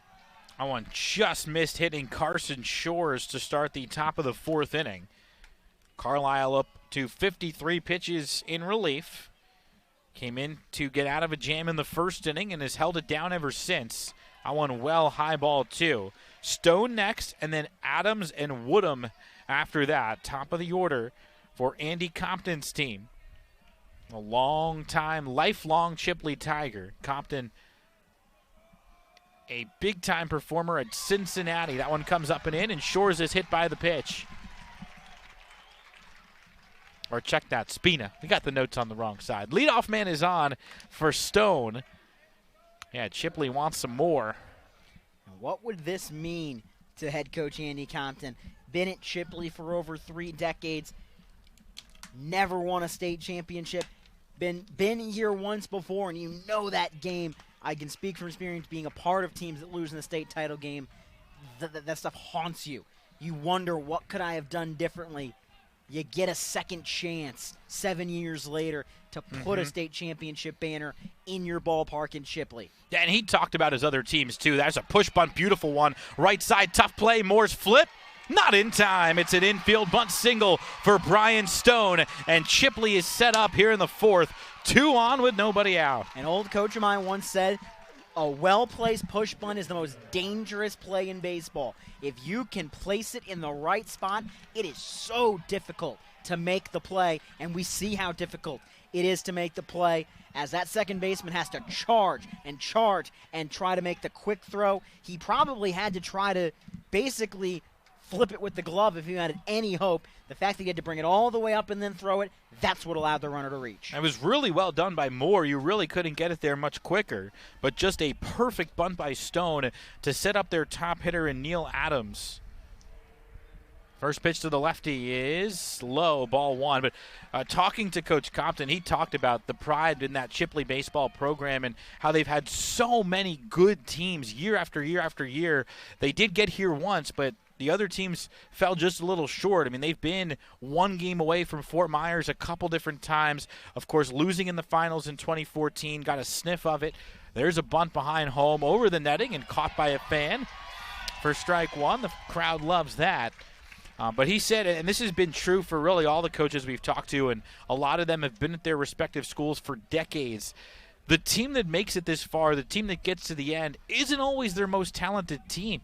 Most of these coaches say, yeah, I've had multiple teams more talented than the one that's gotten to Fort Myers, but they get to Fort Myers on guts and stepping up in the big moment, picking each other up and winning close games, because you're going to have some back and forth wild affairs just to get to this point. The 1-1 is ripped out to the gap in right center. That's a base hit falling quickly. Cruz over to cut it off. They're going to send Shores. The throw to the plate is off the mark, goes all the way to the backstop. Here comes the second runner. The flip to the plate and the tag, and he is out at the plate. Compton able to slap the tag down and limit it to only one run. It's an RBI single for Neil Adams to make it 3-1 Chipley here in the fourth. That ball just smoked into right center field to get the first run, but that second runner thought, you know what, no one's covering the bag. Maybe I can get in, but he's just thrown out. And as we take another look at it, that ball was just smoked into right center. Give a lot of credit there to Cruz to cut that off, as you mentioned initially, and then make a strong throw, but it got away from the catcher. But another smart play by the catcher in Caleb Compton to get back to the plate. Realize that, hey, I got to get this second out. We can't go down 4-1. Get there and apply the tag. Yeah, great job by Carlisle, not only to back up, but to track that ball and play the carom perfectly. And then Compton, you could see he had his shin guard in front of the plate and blocked the plate. And so the runner, Stone, trying to touch the front of home, was not able to do it, and Stone had no argument. He knew he was out at the plate. Fastball up and away, ball one to Kelby Woodham. So the Tigers get the run back after they were up 2-0. So back to a 2-run lead here in the fourth, and a chance for more. One out, and Adams at second.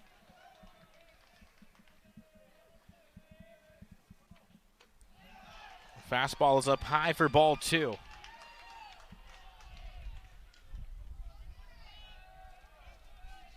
Coach Compton said that somebody different has stepped up in every game here down the stretch. It's not just the stars, it's the guys at the bottom of the order who have made plays. We've seen defensive plays from Chipley that have really impressed in these two games, as the outside corner is painted by Carlisle. 2-1.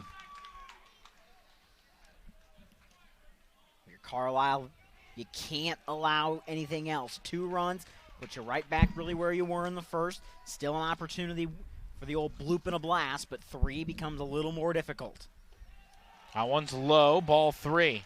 Tomchak, the closer, is in the dugout right now. Not sure if he's warm or not, but it seems like this is Carlisle's game right now. He's pitched well enough that you're going to ride with him for now. Another batter or two, you may see Tomchak start to get loose. Here's the pitch. High, ball 4. Not close. Second walk for Woodham. And the third surrendered by Carlisle in relief. He's also hit a batter. We'll have another courtesy runner as always, as over there for the Chipley Tigers is Trent Balcom. He's back in for the second time for Woodham. So now you have Smeltzer, who we're told is an excellent tight end on the football team as well. And he takes up and away for ball 1. Waylon Pitts is next. Another terrific athlete. Those are the two guys who could come in relief for Adams if need be. The 1-0 is down and away, ball 2. And Ryan, I almost feel like it helps some of these athletes to start the game as a position player, then come in relief. It kind of clears your head mentally. You're focused on your at-bats. Now we're going to get a mound visit as they try and settle Carlisle down here. You know, for Smeltzer and Pitts, if they have to come in relief, I feel like their mind is fresh. They're warmed up. They're loose. They've broken a sweat. And on the other end of the spectrum is Cruz, who came out, had to think about this outing all day long, came out and walked 5 and put his team behind the 8 ball from the get-go. And now you've got Carlisle laboring through his 4th inning of relief. And now getting a breather here. Has to come up big and try and get Smeltzer and or Pitts to keep this score where it is. I think this is a scenario where you're telling your pitcher, hey, you've kept us in this game. We're not in it without you. Get us a ground ball here. Get us out of this. We'll go in and hit. And you might make a move to the bullpen behind it, but hey, you've kept us in this game long enough, as one of our volunteers gives a couple extra baseballs to the home plate umpire. Now, a lot of great folks making this tournament run here at Hammond Stadium. Kind of a joint effort between Lee County, the FHSAA, and the Mighty Muscles staff. Everybody pitching in to make sure this goes smoothly. That one's down and away, backhanded by Compton. He has been really solid behind the plate working with Carlisle.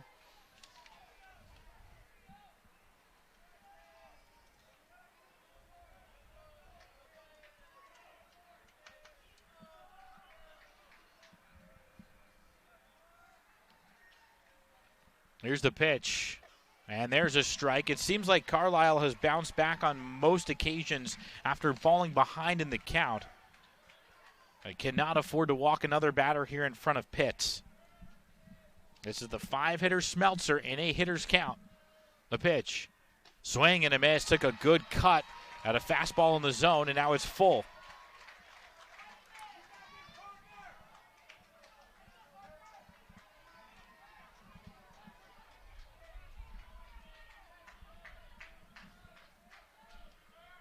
The payoff. Down and away, ball 4. Good at bat from Smeltzer.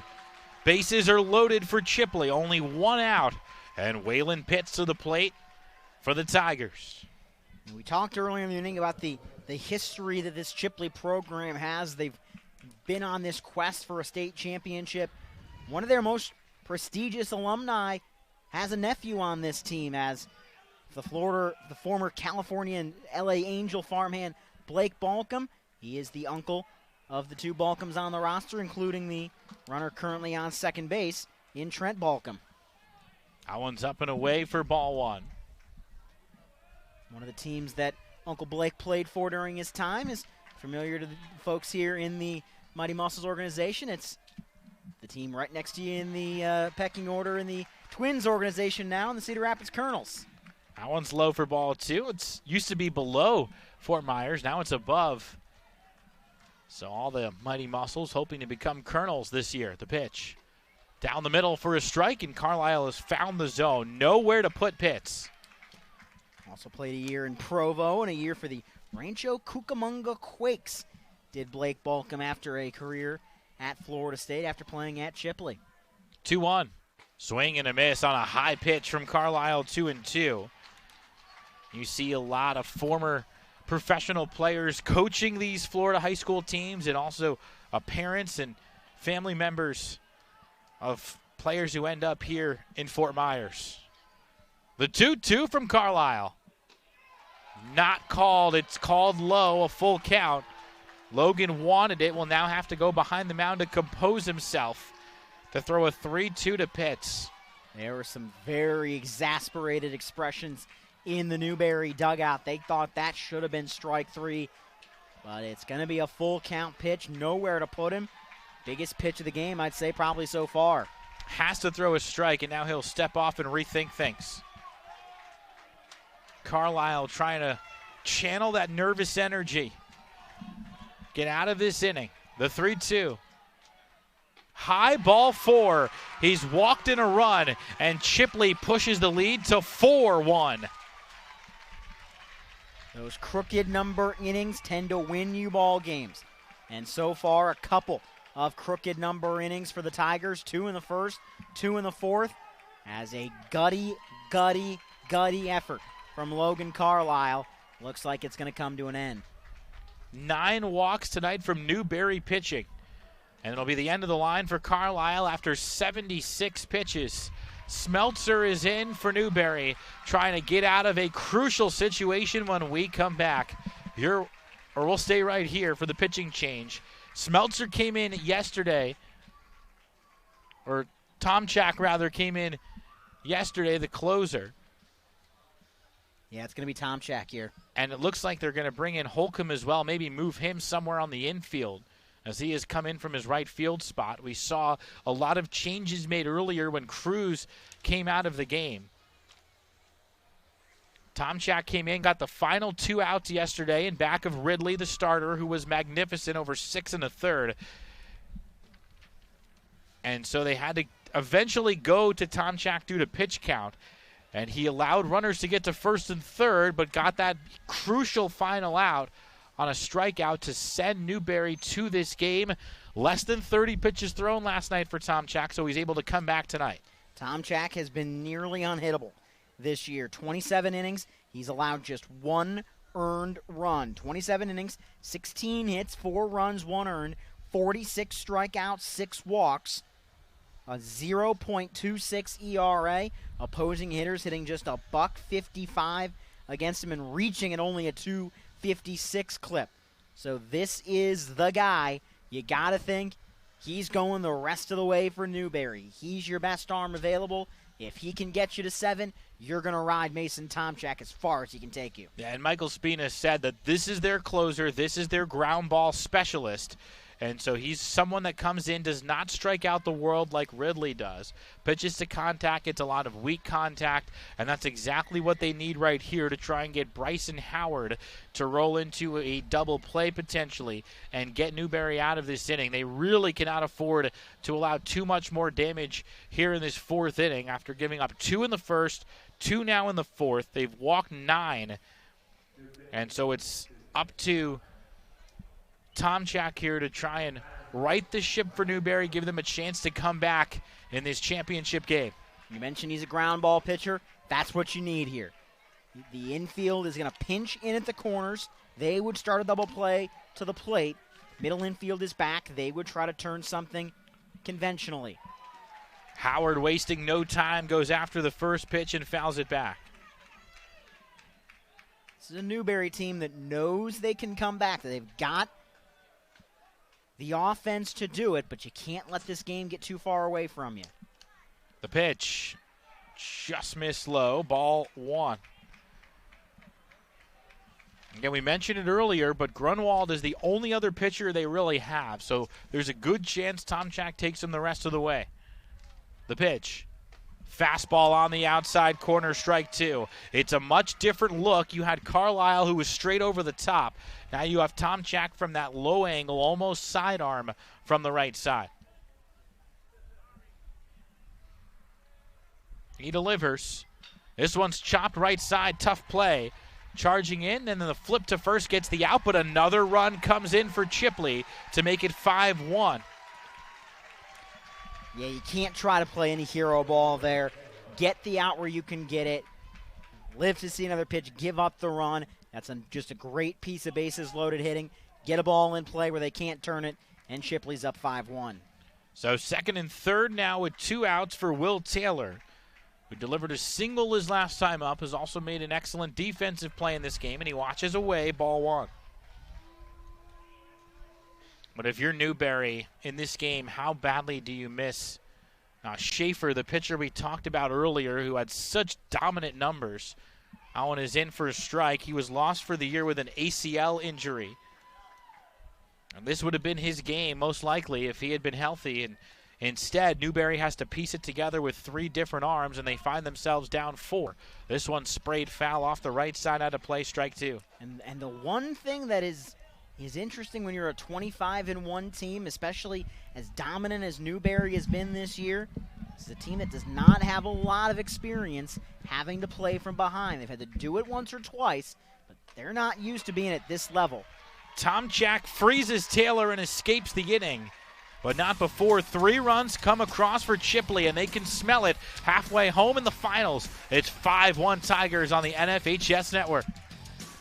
The NFHS Learning Center is the leader in online education for the interscholastic community. At NFHSLearn.com, you can find over 70 courses, including more than 30 free courses, such as concussion in sports, heat illness prevention, sudden cardiac arrest, and protecting students from abuse. To learn more, visit the NFHS Learning Center.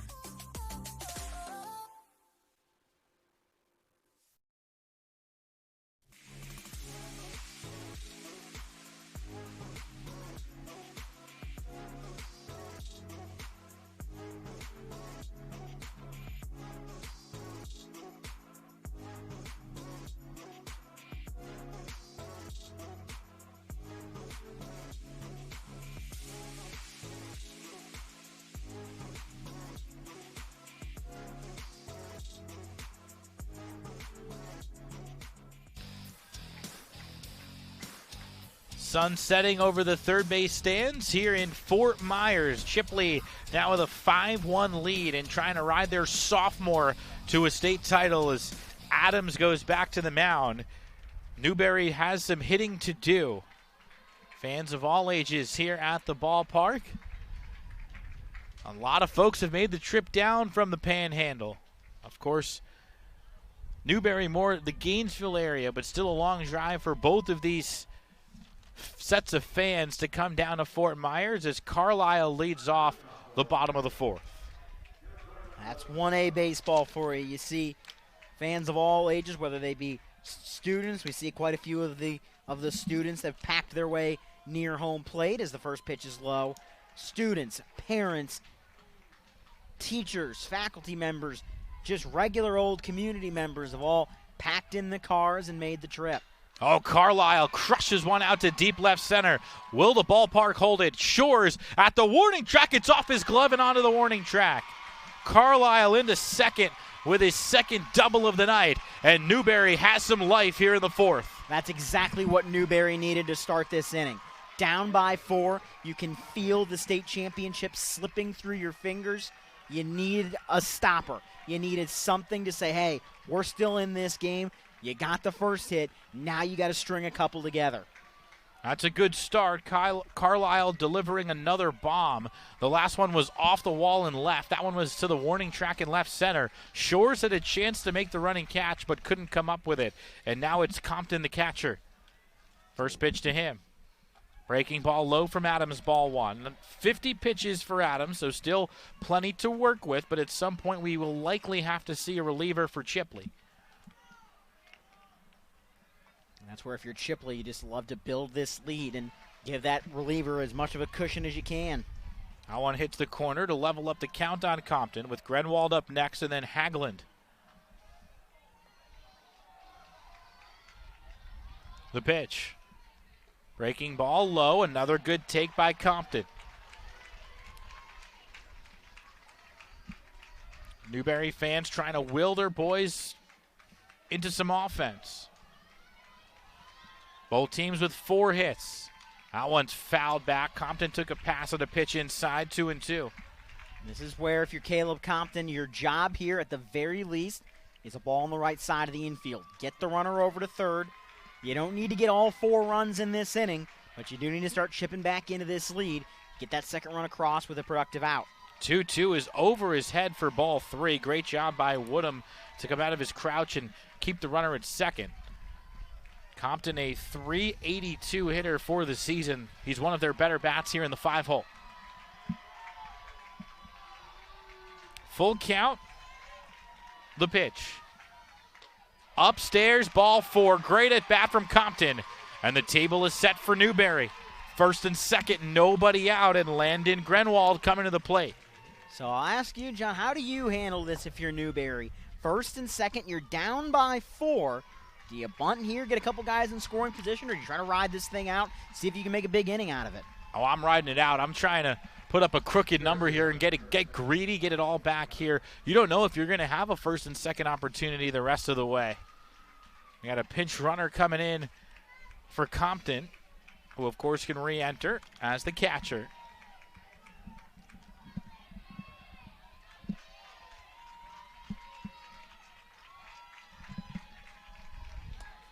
Is it like 5 Turner?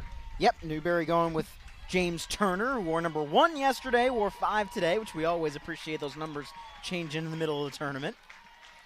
So it's the sophomore Grenwald. The pitch to him.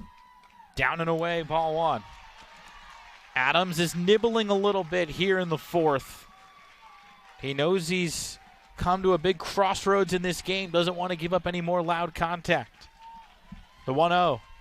Fouled back, good cut, and now it's even 1-1. And after that first pitch, you could see Carlisle up there at second base waving his hands in the air, willing the parents and the classmates and the teachers and everybody that's made the trip from Newberry, make noise, let's go, we're in this game. Adams fires. This one's looped out towards left center. Long run in for Shores. Going out is the shortstop hit.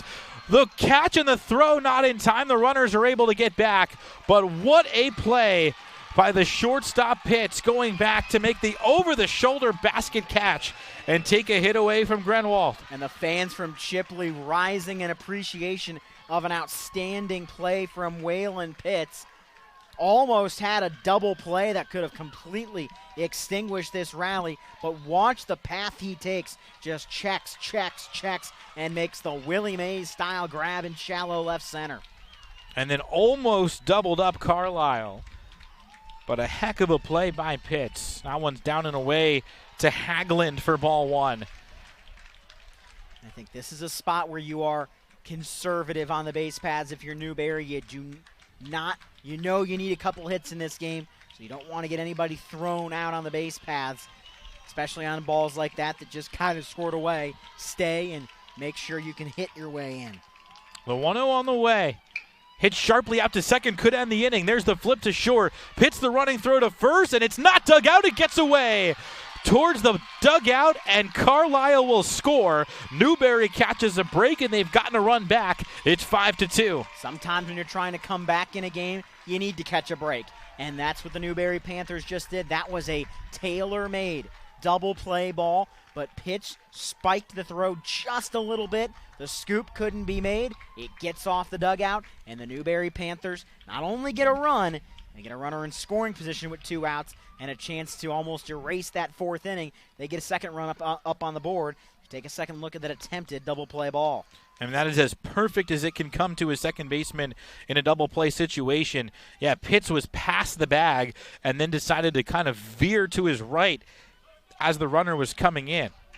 So it's a fielder's choice and then an E6 to allow the run to score. And I think, if I had to guess here, we don't have mics or anything, looking at the way that Pitts came across and had to throw that ball, I'm guessing this argument from Chipley is saying that was a takeout slide because he had to come to the inside, sort of the pitcher's mound side of the baseline to make the throw. So my guess is that Andy Compton and the Chipley Tigers are arguing, hey, he was out of the baseline on that slide. He was trying to take it out. It moved my guy and forced him to make a bad throw.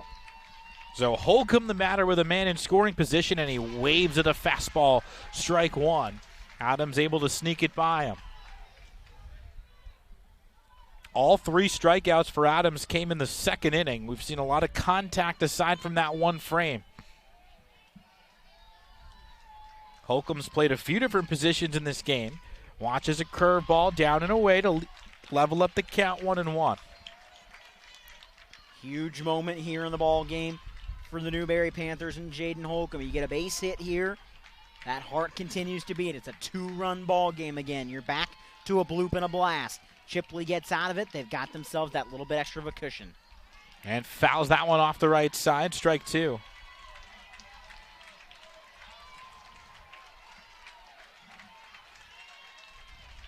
Adams still in a decent place with the pitch count. He's up to 63 pitches. I'd love to get him through at least 6, and now he steps off.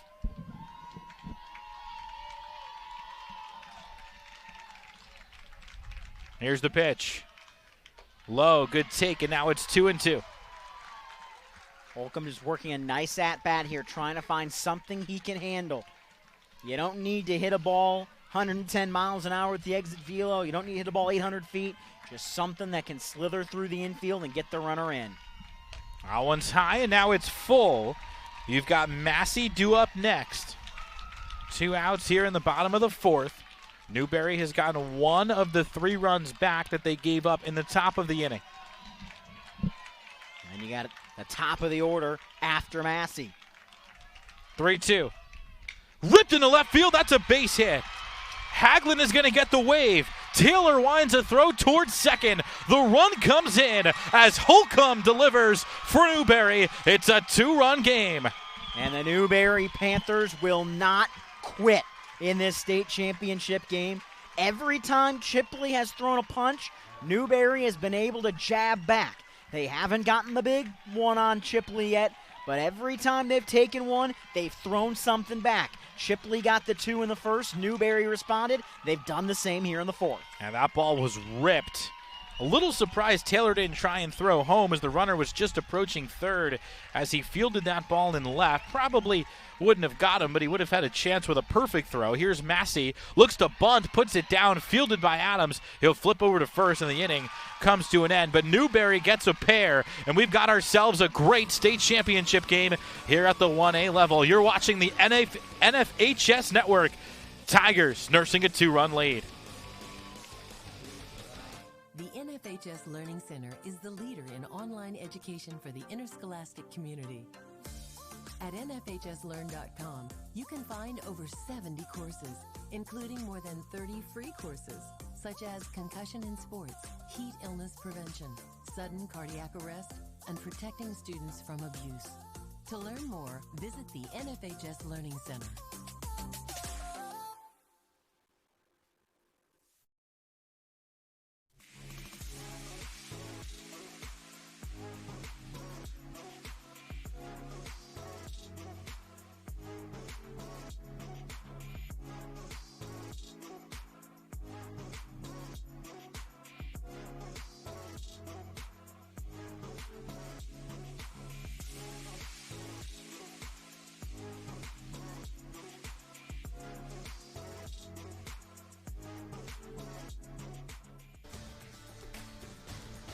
Top of the fifth here in Fort Myers. Chipley up 5-3. Both teams putting up multiple runs in the fourth inning. This one is getting tight. It's getting late. And Tomchak is back out for Newberry. Good chance he takes him the rest of the way. He's a reliever. More than 20 innings of work for him this year out of the bullpen. And dealing with 9-1-2 in Andy Compton's order. And Ryan, we were talking between innings about Andy Compton, 3 decades as the coach for Chipley. And from what we've seen in these 2 games, and obviously from their win-loss record of 26-1, they seem to do all the little things right. When we look at the scouting reports on these teams, we oftentimes see 2 or 3 stars rise to the top of the list when you look at the roster. Not with Chipley. It seems like their whole team really contributes, and everybody's well-connected on defense, and they do the little things right, and that's why you're 26-1. You look at this Chipley team, and just about everybody, I think everybody but one guy, has been on base in this game today. They've all had the contributions to give them a lead. This one's popped up foul behind home. It'll get out of play for strike 2. Thought that thing was heading our way. I was going to grab the Harry Carey net and throw it out there and try to get a souvenir.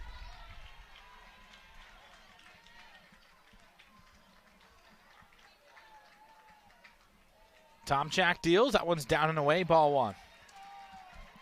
Carly has struck out looking a couple of times today. Didn't agree with the calls. Made the point before that everyone's been on base. Carly's the lone exception. Everyone else has reached for the Tigers.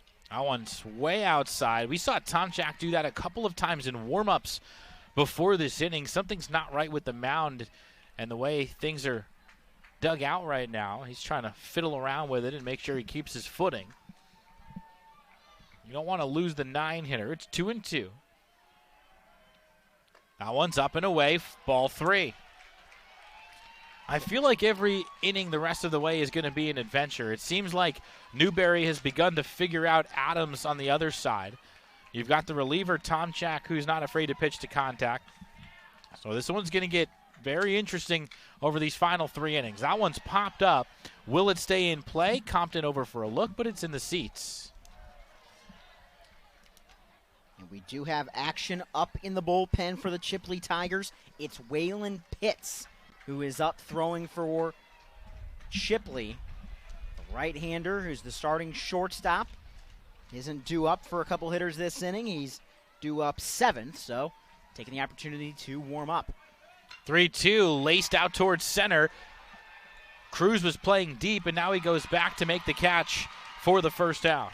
Cruz was playing shallow and playing... Or shallow, I meant to say. Cruz was playing shallow and left and got a great jump on that baseball, getting back with enough time to get underneath it, didn't have to make it over the shoulder, got there and made the catch. It's a nice adjustment to get the first out of the inning. He's a tremendous athlete and trusts himself to go back on balls like he did right there. And now Shores will be the batter. If you play shallow, you'll hold the other team to a lower batting average. More balls get hit in front of you than behind you. But it's the ones that go behind you that cost you runs because they turn into extra base hits. That one's bunted foul by Carson Shores for strike one. Shores is yet to put the ball in play, a walk, a strikeout, and a hit by pitch. He has scored 2 of the 5 Chipley runs.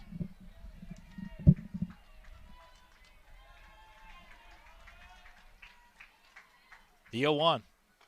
On the outside corner, strike 2. If Tomchak can keep his fastball right there at the knees, he may be able to cruise for a while here and keep his team within 2. 0-2. Just missed outside, ball 1. Newberry fans wanted it. Oh, the Newberry fans exploded out of their seats, ready to celebrate a strikeout, and then had to slink back down in disbelief. That one just missed away again. And now they are doubly as frustrated. It's 2-2. The fans you're seeing behind home plate are the Chipley fans. The Newberry fans are to the right of your screen on the third base side. The pitch. Just missed low again, and they can't believe it. It's a full count. I thought the first 2 were outside. I thought that one was strike 3. They've all been in a pretty similar spot, so you can't complain that much. If you're Newberry, you may think it's a strike, but if the umpire keeps calling the pitch in that spot a ball, you can't complain. That's the zone. So Tomchak repositions himself on the rubber again. Payoff pitch. Foul tip held by the catcher, Compton, strike 3. Tomchak would strike out number 2. And the bases remain empty with Stone coming up. And when you went to the shot of the batter walking away, you could see those Newberry fans all kinds of fired up after that strikeout. We talked a little bit earlier about when that game's closer, that the energy in the building starts ramping up. You can feel the energy in this building start to ramp up. That one's outside for ball 1. Well, if they weren't amped up already, those 3 straight ball calls have gotten them out of their seats. A lot of the Panther fans standing right now. That one's down the middle, strike 1. Tomchak looks like he's getting more and more comfortable out there. Probably earlier than he expected to pitch today, but he's starting to get into his groove. There's strike 2. He came in with an ERA of 0.26 over 16 outings. 46 strikeouts in 27 innings for this guy. This one's lined out to shallow right, racing in and making a diving catch in right field. It's starting to feel like a state championship game, John. We're starting to have some fun here in Fort Myers. Josiah Haglund pumping his chest. It's a 1-2-3 inning for Newberry. They'll come to the plate down 2 after this. You're watching the NFHS Network.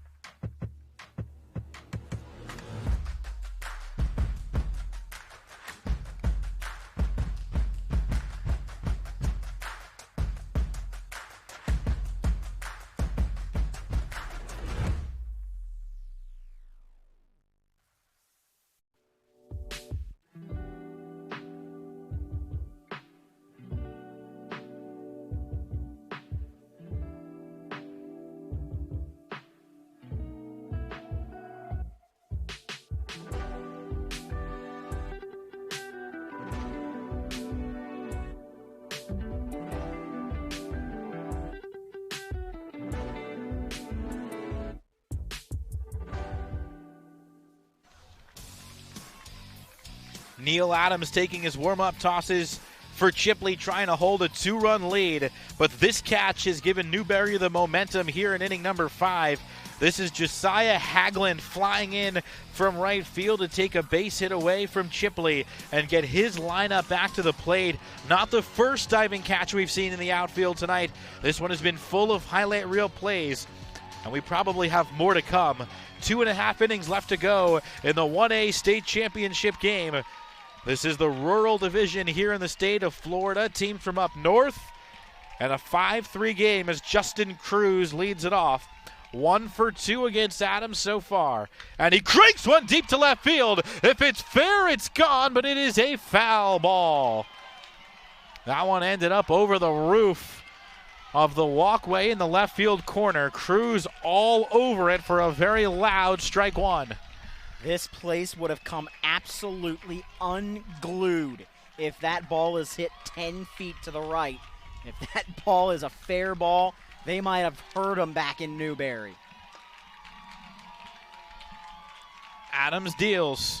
Chopped on the ground towards short. Going to be a tough play. Cut off by the third baseman who drops it. Carley can't make the play, and Cruz is on. It brings the tying run to the plate for Newberry. And striding to the plate is last night's star, Luke Ridley. And striding, I don't think fully encompasses Luke Ridley as he walked to the plate, bat in one hand, and with the other hand, just whipping it in the air, emphasizing to, again, his classmates, his friends, his family, teachers, everyone that's made the trip, let's go. This is our game. We're right here now, and now let me take the bat. There's a pickoff move. Cruz is back. 11 strikeouts last night for Ridley. 6 1/3 brilliant innings to send his team to this game, and now he wants to come through with the bat. First pitch to him is bunted foul. Tried to drag one there, and it's strike one. Yeah, got a bad pitch to try to drag bunt. It was outside.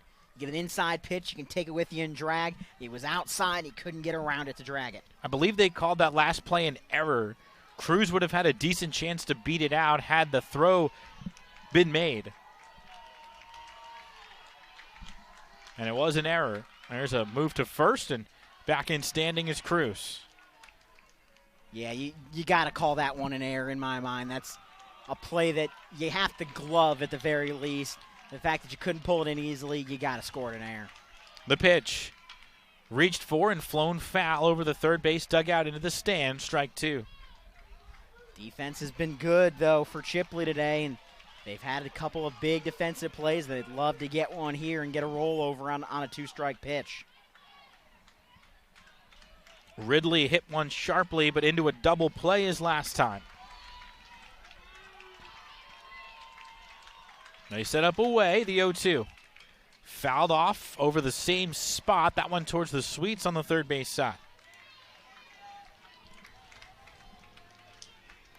That one might have hit my office, Ryan. Well, you close your window, right, on the way over here? Sealed it shut. There's a spin and a throw towards first. They've got the Sweets full here at Hammond Stadium.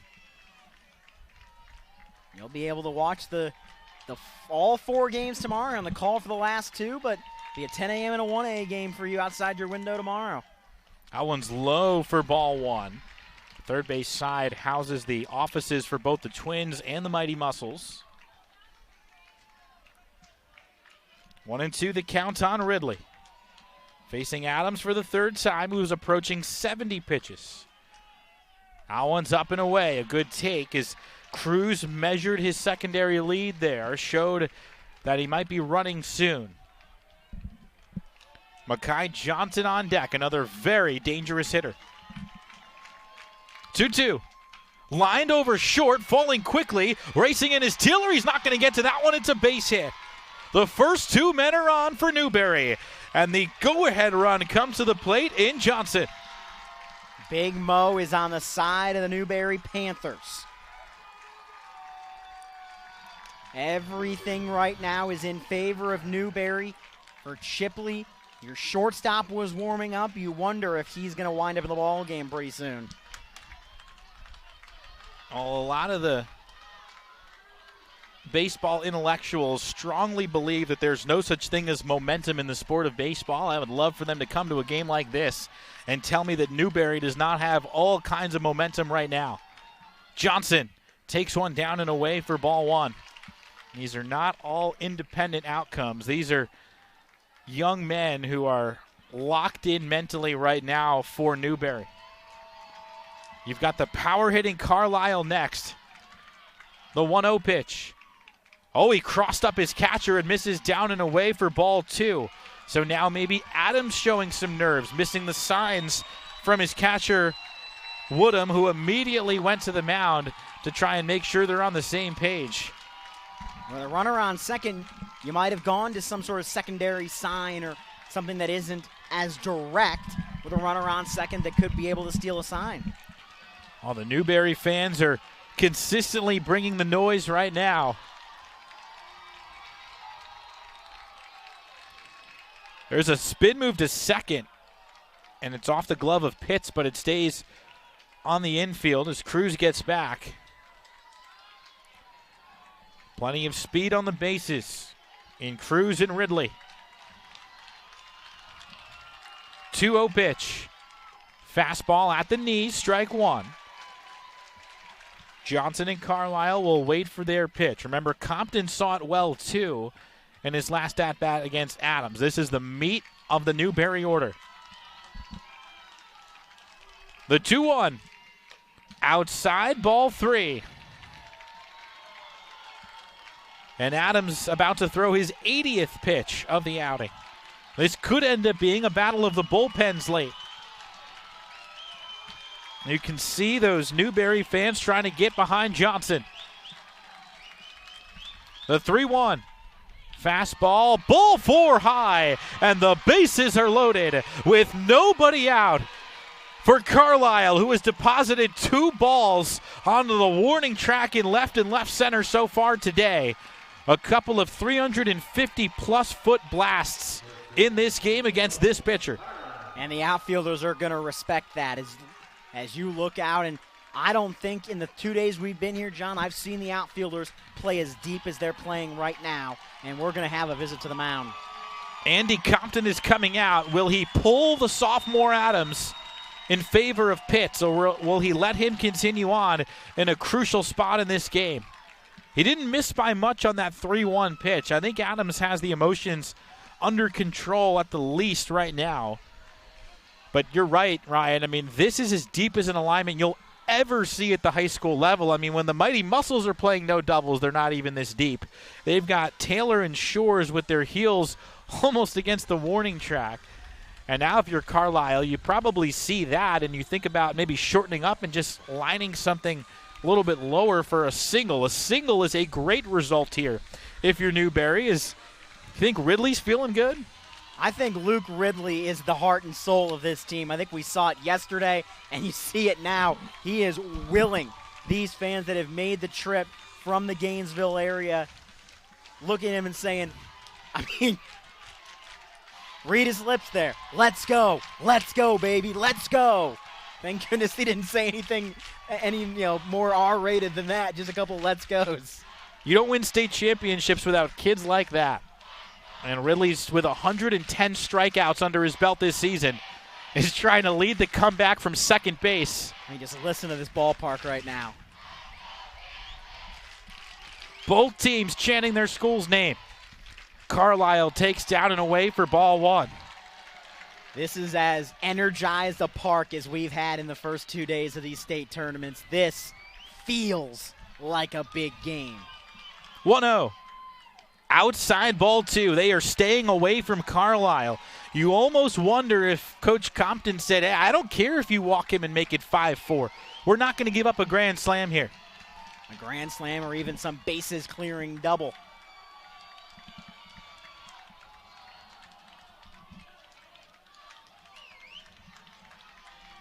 Two 2-0 the count to Carlisle. Adams from the windup delivers. Down and away, ball three. They want nothing to do with Logan Carlisle. And you've got Caleb Compton on deck. Again, Pitts, the shortstop, is warmed up if they need a relief pitcher. The 3-0. Outside ball 4, not close. Carlisle pumps up the crowd. Newberry is within 1. And that is going to be the end of the day. For the starter, Neil Adams, he was phenomenal in the first 3. They got 2 on him in the 4th. They've got him 1 in the 5th. And now, bases loaded. And it's the situation you dream about as a young pitcher. It's Waylon Pitts' turn. And how about this for a scenario? State championship game, 1-run lead, bases loaded, nobody out. Can you get out of a scenario like that?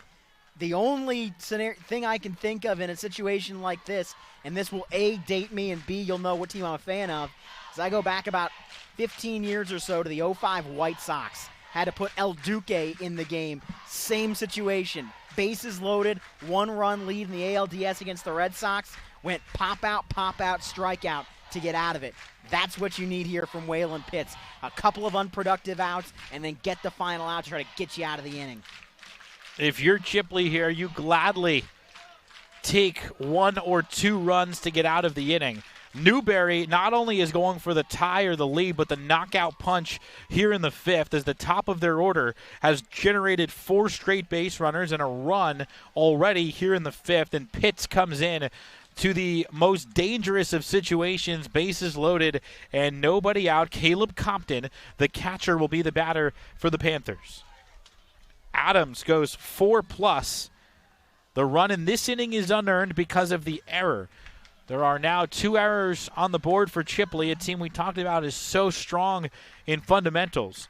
3 strikeouts for Adams, all in that second inning. But he walked 2 in this inning and 4 in total, and the walks have jump-started every single rally in this game. You see the numbers for Pitts. He has not lost a game all year. Now, his peripheral numbers are not as impressive as Howard or Adams. He's given up 30 hits in 35 innings, 47 strikeouts, but only 10 walks. So he does throw strikes. And right now, if you're Chipley, everybody's on their belly. Everybody's trying to make a defensive play to get through this inning. Bases loaded. Nobody out. Compton the batter, 0 for 1 with a walk. Pitts delivers. Down and away with a breaking ball, 1-0. Corners in, middles back. Corners are going to try to cut down the first run. Middles will take the double play ball, even if it means a tie ball game. They'll take 2 outs. Corners are coming to the plate. That one's low for ball 2. The intentional walk to Carlisle, to me, was a little bit of a head-scratcher. I know he's delivered 2 bombs in this game, but in this spot, you're going to face a good hitter regardless, and you got to trust your gloves to make plays because they put the go-ahead run into scoring position. The 2-0 is outside ball 3, and now they're being careful with Compton as well. This is not intentional, but they've fallen behind 3-0. Newberry fans trying to get in the head of Pitts. The 3-0. Upstairs, ball 4, and this game is tied. I'm a little surprised Luke really didn't do cartwheels coming to the plate, as he is all kinds of fired up. He is met by his teammates, and right now, if you're Newberry, we said when this game was 5-1, you felt it slipping through your fingertips. You needed to get a run or 2 on the board. Now, if you're Chipley, it's the reverse. You feel it slipping away. You were up 5-1. It was there, and now it's all Newberry. Someone's got to make a play here to keep this a close ball game. It's a new game. First pitch to Grenwald is inside for ball 1, and Pitts has shown no ability to throw strikes yet. If you're Chipley, you have to remind yourself there is still plenty of ball game left. 2 more turns at bat, and you are not losing right now. The 0-1. Up high, 2-0 now on Grenwald. The arm that might be interesting is we're going to have a visit here, and the Newberry fans are going to make a whole bunch of noise for the entire visit. The arm that I think might be intriguing if you went to him is Carson Shores. He's only thrown 7 innings on the year, but he has 15 strikeouts and 1 hit allowed in those 7 innings. So he hasn't pitched very much, but when he has, it's been dominant. Maybe that's the guy, and there he is. I had no idea he was about to run in from center field, but that's who they're going with, is Carson Shores. Well, you called it. They are wasting no time. Andy Compton has seen enough. I mean, you talk about a short leash. How about 6 pitches for Waylon Pitts? This wouldn't even be legal at the major league level right now. You got to face 3 batters. It's just 1.5 batters for Waylon Pitts. And so Ryan just gave you the numbers on Shores, and you can see Coach Compton, who has been at the helm for more than 3 decades with Chipley, can't believe what he's watching right now, and he is going to get a pitcher into the game that he thinks can throw strikes. And to flesh out the numbers on Carson Shores, he's 2-0 with a 2-flat ERA.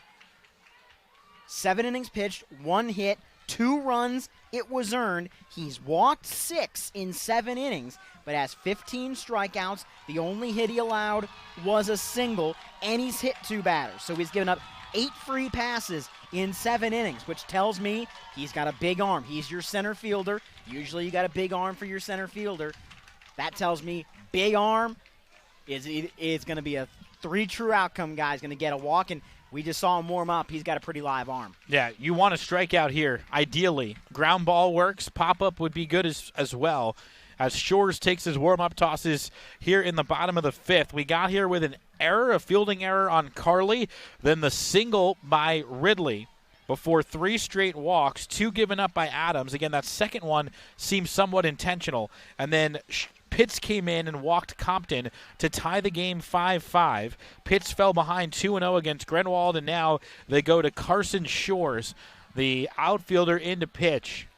And now both teams are pretty deep into their bullpens at this stage. Of course, both of their aces threw last night, and now they're on their 3rd pitcher here in this game. So it's not your number 1, it's not your number 2 that's going to determine the fate of your season and whether you bring home the state championship trophy. Yeah, the only other pitcher that the Chipley Tigers even have that has thrown more than 3 innings this year, not that that's an impediment to pitching in this game, we've already seen that. But the only other guy that's thrown more than 3 is the guy over at first base in Smelser. He's thrown 13 1/3. He's given up 13 runs in that 13 1/3 innings, although only 6 were earned. What must be going through the mind right now of Shores? I mean, whatever was going through Pitts' mind didn't help him, and Shores is coming into the same spot. And not only that, he comes in with a 2-0 count. You don't have a pitch or two to sort of get acclimated. It's 2-0. If you're not immediately on, if you don't throw a first pitch strike, it's 3-0 with a go-ahead run over at third. You absolutely, positively have to throw a first pitch strike. Adams, by the way, is now at shortstop with Shores in the pitch. This is Grenwald in a 2-0 count, and now it's 3-0. No choice but to throw a strike. Otherwise, Newberry takes their first lead of the game. Shores delivers. And there's a strike, 3-1. Chipley fans so badly want something to cheer about here in the 5th. Granger, the new center fielder. The pitch. Hits sharply up the middle, racing across as Adams steps on the bag for 1. Throw to first is high, and it gets away. 2 runs are going to score. Carlisle touches home, and it's 7-5 Newberry. All the way back have come the Newberry Panthers. 5, 6 unanswered runs in these last 2 innings. A game that was slipping away. Chipley seemed to be in firm control. Now the Newberry Panthers sit 6 outs away from a state championship. Now, the good thing, though, if you're Shores, as we take a look at this attempted double play ball, got the first out, but just didn't make an accurate throw for out number 2. Yeah, Smelser did all he could to go up and get it as that one misses low for ball 1. 1 out and a runner on first, so not as precarious a situation for Chipley at the moment, but the balloon has burst for the Newberry offense as they have scored 4 here in the 5th. Fastball in for a strike, 1-1. You'd love that same ball you got on the last batter. Try to get a double play ball, get out of the inning. Chipley has 2 crooked number innings. They can come back here, but you have to keep it around 2 runs. Shores fires. This one's line foul off the right side for strike 2. It's Newberry 7, Chipley 5 here in the 5th inning. Still plenty of ball game left.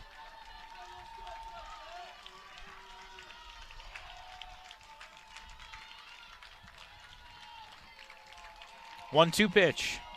Breaking ball sits high. No movement from the home plate umpire, Chris Jeffrey. And it's 2-2. And what's going to wind up being a lot of the story of this game? Walks. Both sides. The pitch. On the corner, strike 3. 2 down as Shores gets the strikeout. Remember, back in that first inning when Chipley got up 2-0, it was without the aid of any hits whatsoever. In this big fifth inning, it's gone air, single, walk, walk, walk, fielder's choice, air to get runs across. Well, most of the runs unearned against Adams as that one misses high to Holcomb for ball 1. Holcomb ripped a single into left his last time up. That really started the comeback for Newberry. 1-0 is at the knees for a called strike 1. Well, you're right. Shores does throw hard. It is a live arm despite a very simple delivery. Definitely throws harder than both Adams and Pitts. 1-1 is low. 2-1. By my count, at least 4 of the 7 runs will be unearned against Adams, who is charged with all 7. 6 hits, 4 walks, 3 strikeouts. Holcomb sprays one foul off the right side, a good cut, and it's 2-2.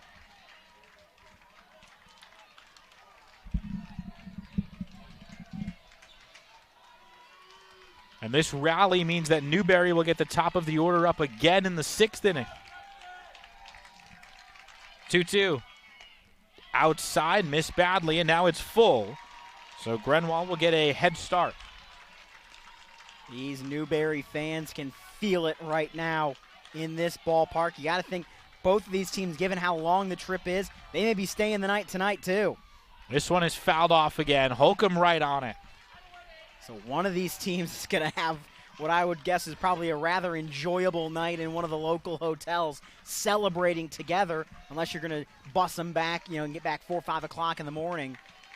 Either way, they're going to have fun, no matter where they are. Runner goes, and it's high.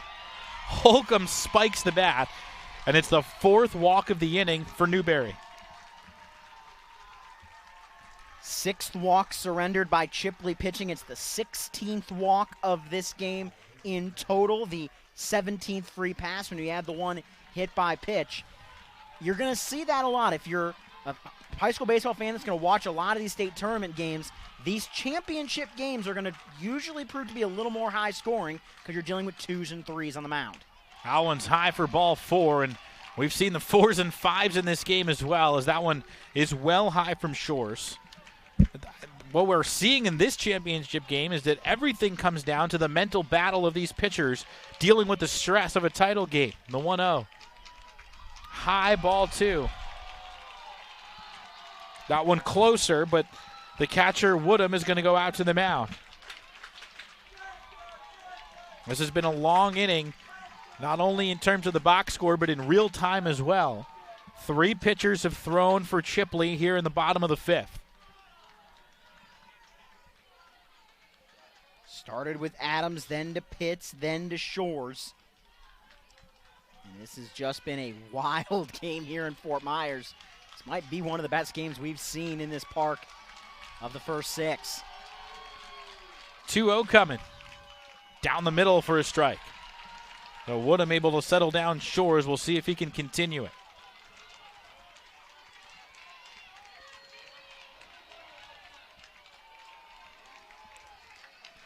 The pitch. Outside, 3-1.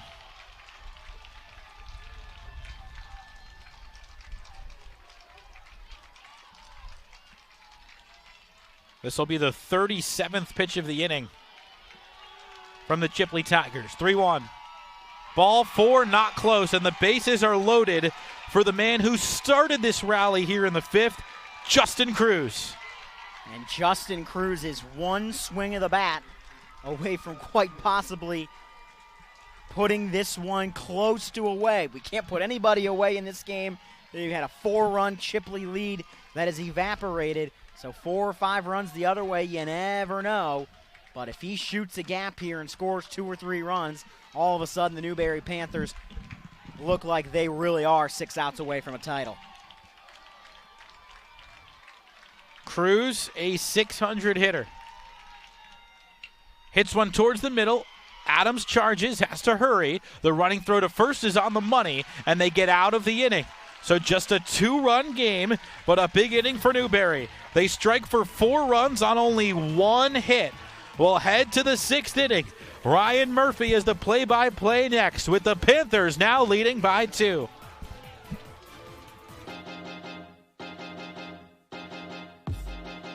High school sports fans, relive your favorite moments. Just click the shopping cart below the video player and select DVD or digital copy to get yours today.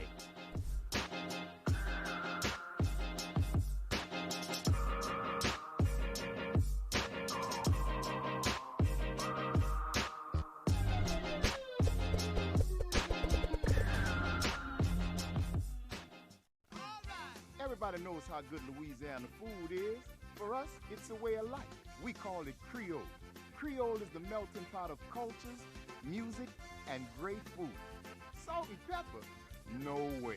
On whatever you cook or whatever you eat, use Tony Chachere's Creole seasoning. Trust me, I know Creole. And this is the real deal.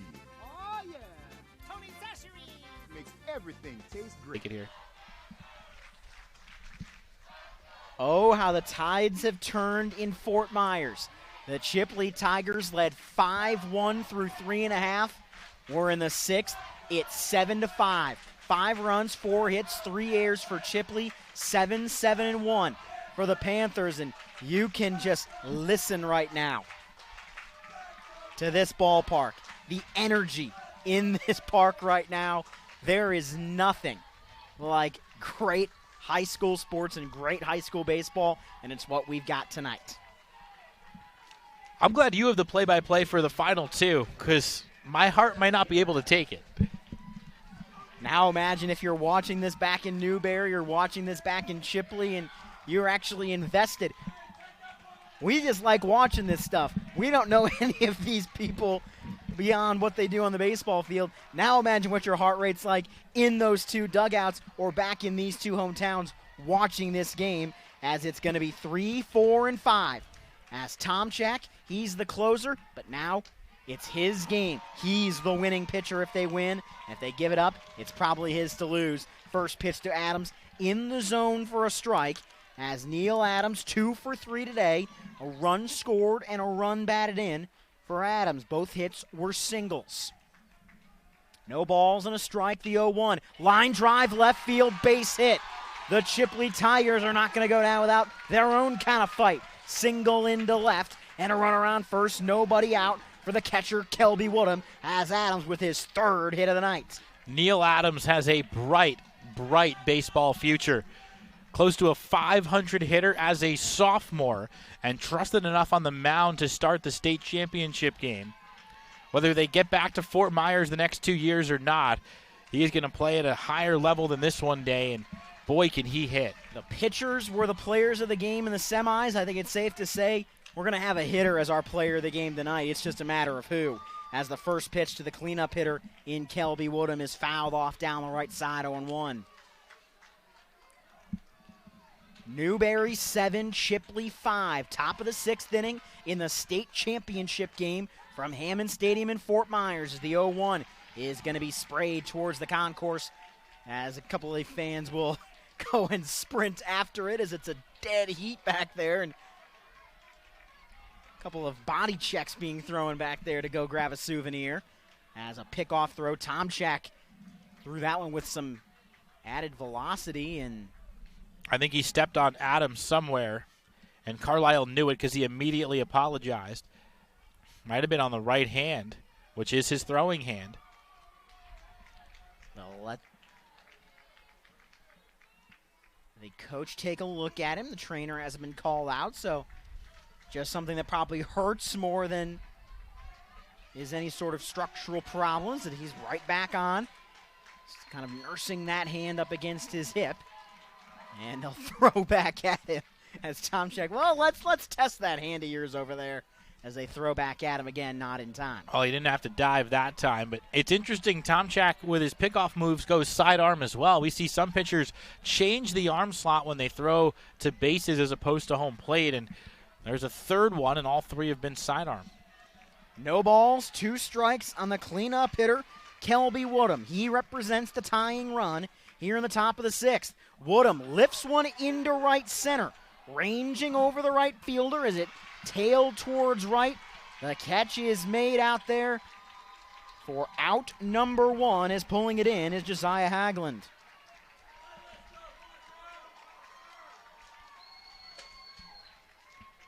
One gone, top of the 6th inning. It goes to the 5-hole hitter in Parker Smeltzer. Well, Smeltzer's the guy that could pitch on the other side for Chipley if Shores can't get it done in the 6th, so he may have quite a bit of work ahead of him still, but an at-bat here. Runner on first, 1 out. Newberry would love to turn 2. This ballpark would likely go nuts on that side. If they do, as the first pitch is in the zone for a strike, it's 0-1.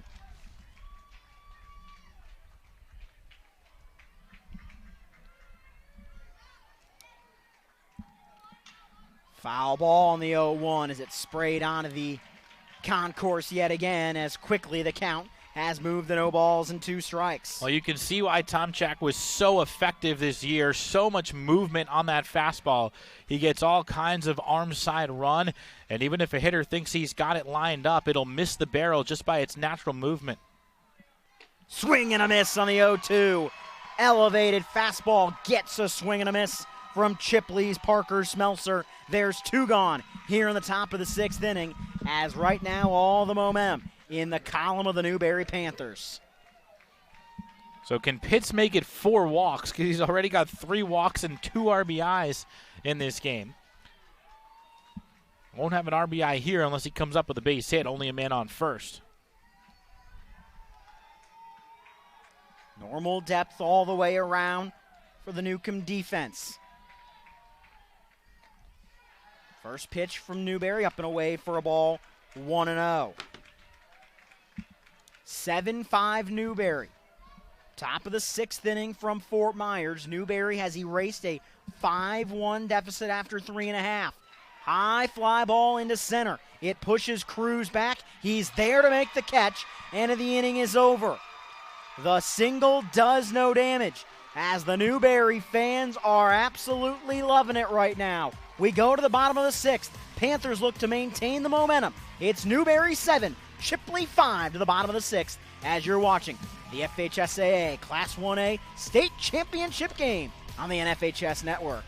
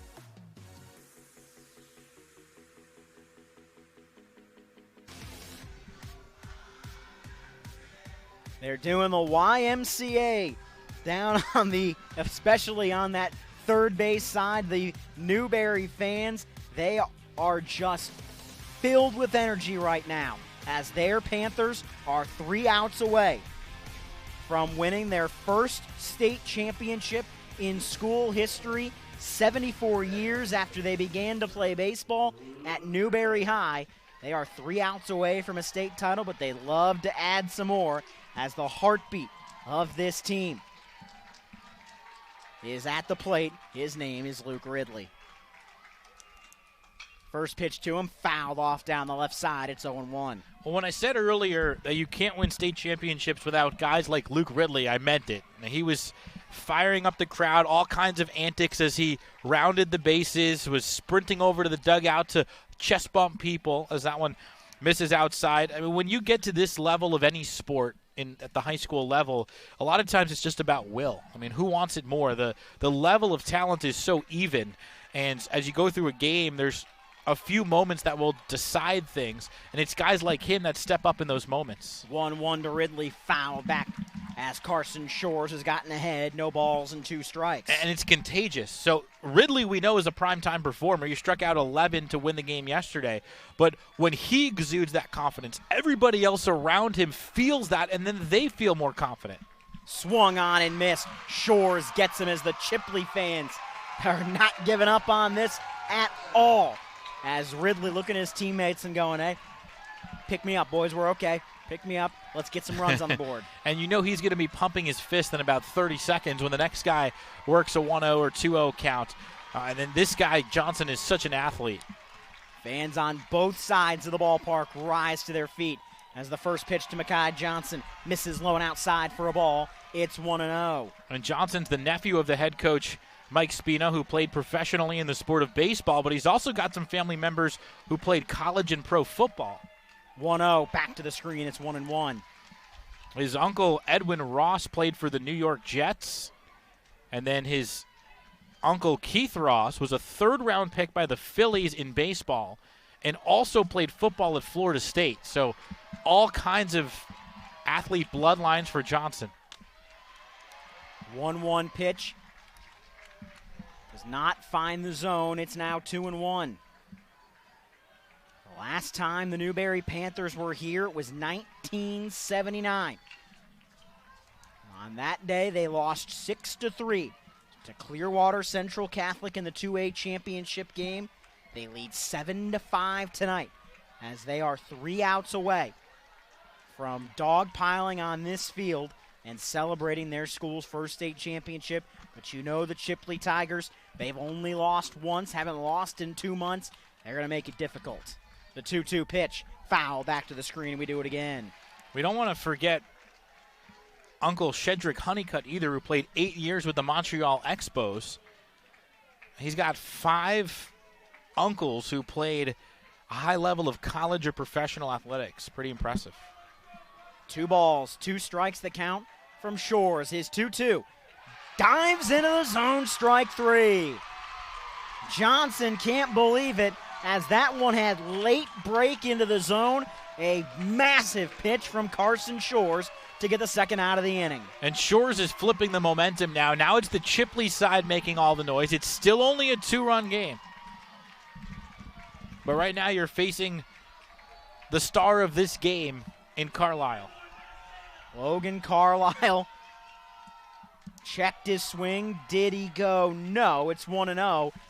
And you look down into that Chipley dugout right now, and one of the assistant coaches is frantically waving his hand over his head to tell his outfield, get back, move back, go back. As the 1-0, Carlisle floats one towards second, but there is Brian Stone to make the catch, and the inning is over. So to the 7th inning we go. Everyone on their feet in Fort Myers. Do the Chipley Tigers have magic left, or is it the time to celebrate for the Newberry Panthers? We'll find out in the top of the 7th. Newberry 7, Chipley 5 in the state title game on the NFHS Network. This NFHS Network Championship event is brought to you by Academy Sports and Outdoors.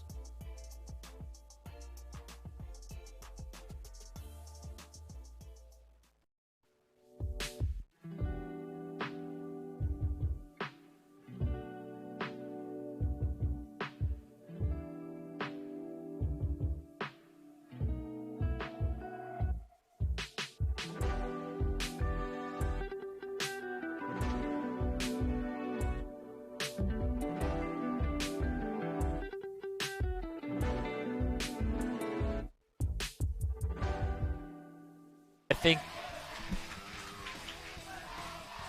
this ballpark is alive. The Chipley fans are chanting, the Newberry fans are chanting.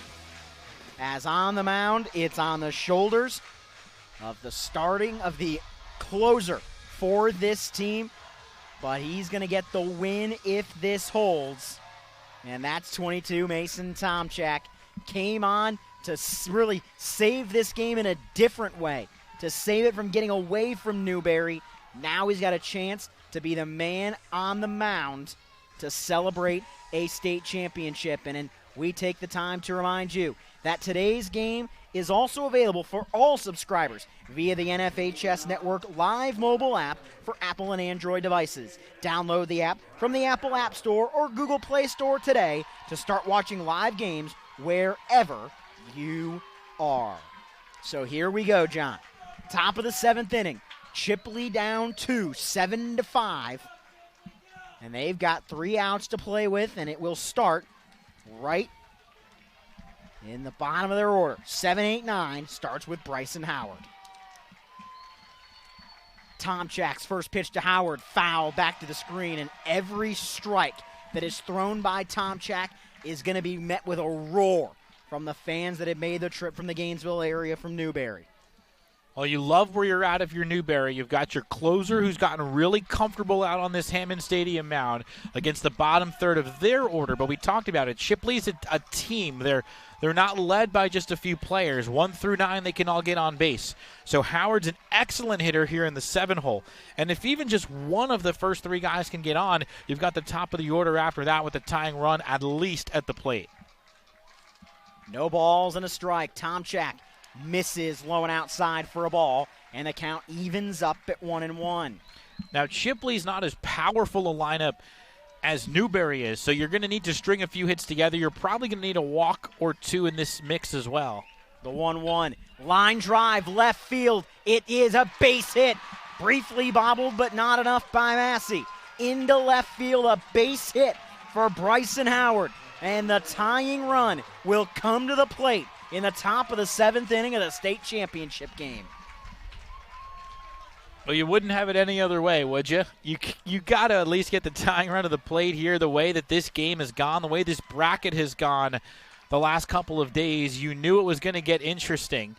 And so Howard is going to come out of the game in favor of Trent Balcom again, who has been their go-to special pinch runner tonight. He's not the runner that matters. You just want him to get around the base paths, not make any mistakes. If they can get a second guy on, that would be the runner that really matters. Will Taylor is 1 for 3 today. He has one of Chipley's hits. They've all been singles. You need a couple more of those in this one. First pitch to him, swing and a miss. Yeah, they've got 5 hits, but 2 of them are infield hits, so only 3 hits to the outfield all night. Runner on first. No balls and a strike on the 8-hole hitter, Will Taylor. Newberry leads it 7-5. Top of the 7th of the state championship game as the 0-1 is outside for a ball. It evens at 1-1. I actually have 6 hits, but yeah, 2 of them on the infield. Not a lot of hard hit balls in this game. 1 ball, 1 strike, nobody out, the 1-1. Off the plate. Newberry wanted it, but it's 2-1. What must be going through the mind of Will Taylor here? He represents the tying run. Trying to find a way on base, bring the go-ahead run to the dish. Taylor pops it up into shallow center. It's the second baseman back. He will camp underneath it. Holcomb is there to make the catch, and the Newberry Panthers are now as close as 1 pitch away. A double play ball could win the title for Newberry as the 9-hole hitter David Carley will stride to the plate. Well, if you're Carley, your goal here is to get on base however you can and set the table for the top of your order. If you have to lean into one, you lean into one. If you have to take a pitch or two, you take a pitcher's pitch. You wait for your pitch, and you do everything you can to beat it out. Ground ball, foul down the third base side. You could feel the air sort of sucked out of that side for a brief moment as that ball's first bounce was onto the dirt. Everybody on that third base side was thinking, is this it? No, it's foul. We do another pitch. It's 0-1. Ridley's pretty deep at third, so if Carley's got a bunt in his arsenal, this wouldn't be the worst time to try it. No balls and a strike to the 9-hole hitter in Carly. The 0-1 catches the outside corner, and ahead in the count 0-2 is Mason Tomchak. How good has he been? 3 innings, 2 hits of scoreless ball, no walks, 3 Ks for Tomchak, and he's 2 outs away from being the winning pitcher in the state championship game. Tomchak's 0-2, up and away for a ball. Newberry badly wanted that one to be strike 3, but at least from up here, it looked very much like it missed a bit up and a bit away. Yeah, Chris Jeffrey, despite all the emotion in the ballpark, has had an excellent zone. That one was off the plate. 1 ball, 2 strikes. Runner at first, 1 out. The 1-2 is a ground ball, gloved at third. No, the throw only to second. Was he off? No, he was not. He's able to just keep his foot on second base. Chipley are incredulous in their dugout. Hands on heads, hands out to say no, he pulled his foot off the bag. The runner is staying at second. Now he'll exit. And the Newberry Panthers are 1 out away on a kind of a weird play there. And we've got words being exchanged between the third base coach and Ridley there. And now Coach Compton is over to speak to the base umpire. That is Steve Sambucci, who was a little hesitant on that call, but what happened was that Ridley had to hesitate because Holcomb hadn't gotten to the base yet. So he pumps and then he flips it, and they definitely have an argument. It's a bang-bang play. You don't see a lot of umpires make the safe call there. The quote-unquote safe call is to just call him out because it's so close, and of course Ridley made a good throw. But that would have been a huge break for Chipley had they got the call. Instead, they're down to their final out. Carson Shores is that final hope. Runner at first, it's going to be a wild pitch. Newberry barely reacts to it. They chase the ball down and get it back to the pitcher. That run means nothing. All essentially that means is a ground ball's got to go over to first instead of going to the second base bag. You're not as worried about that. You're just 1 pitch away, 1 throw away. Throw the ball, catch the ball, and dogpile if you're Newberry. If you're Chipley, it's 1 batter at a time. Get this guy on, then the next guy, and try to rally. The 1-0 pitch is a fly ball into right. Underneath it is Haglund, and the Newberry Panthers, for the first time in school history, have won the FHSAA Class 1A State Championship. The Newberry Panthers win 7-5 over the Chipley Tigers in an unbelievable baseball game. Down 5-1 in the 4th inning. The Panthers of Newberry never quit. They score the final 6 runs of this ball game to beat the Chipley Tigers in a classic here at the CenturyLink Sports Complex, 7-5. Well, congratulations to Newberry. A tremendous comeback, 6 unanswered runs over their final 3 turns at bat. They're going to bring out the trophy, and they earned this one. Had to come back against such a tremendously talented Chipley team. It's just the 2nd loss of the season for the Tigers, who are just devastated. Unfortunately, some poor sportsmanship there at the end, some waving and shouting and players having to be held back, but the emotions run high at this stage of the season. The season over for both teams, and they both got a long ride home, but one team will be floating home after the high they're on right now, and that's Newberry. What a performance by their offense to string together base runner after base runner after base runner in that 4th and 5th inning. Both teams had to go to at least 3 pitchers in this game to get it done. It was a test of mental fortitude. We saw Newberry walk 10 batters through 3 1/3 and somehow still able to win the game after Tomchak proves to be the stabilizing force that gets them to the finish tonight, and he should hold his head high with the way he pitched down the stretch. I was going to say it before that final out, but not many high school teams are blessed with a closer like Tomchak. Usually, you're riding your starters for 7 innings if you can, but the way the rules are in the state of Florida, you need to establish 1 or 2 relievers that you can trust, that give you an opportunity to come back if you fall behind. Tomchak was that guy tonight for Newberry. They would not be here without him. And Newberry fans, this is apropos for you.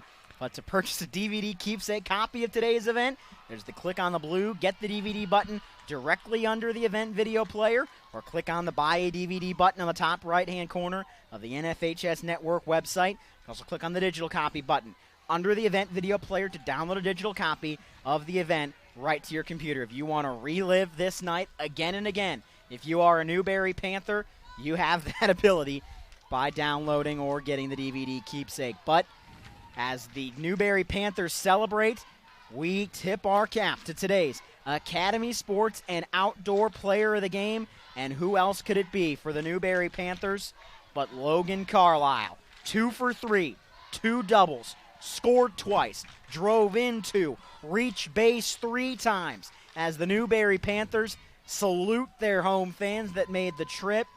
What a day from Logan Carlisle to lead Newberry when they didn't think they had it. When it was 5-1, he was the guy that kept swinging it, said, we got a shot in this game, and then one big inning, 4 runs in the bottom of the 5th. And that makes, for the first time in the 74-year history of Newberry baseball, the Newberry Panthers are state champions. And the 2 doubles by Carlisle came when the team needed it the most. They were trailing early.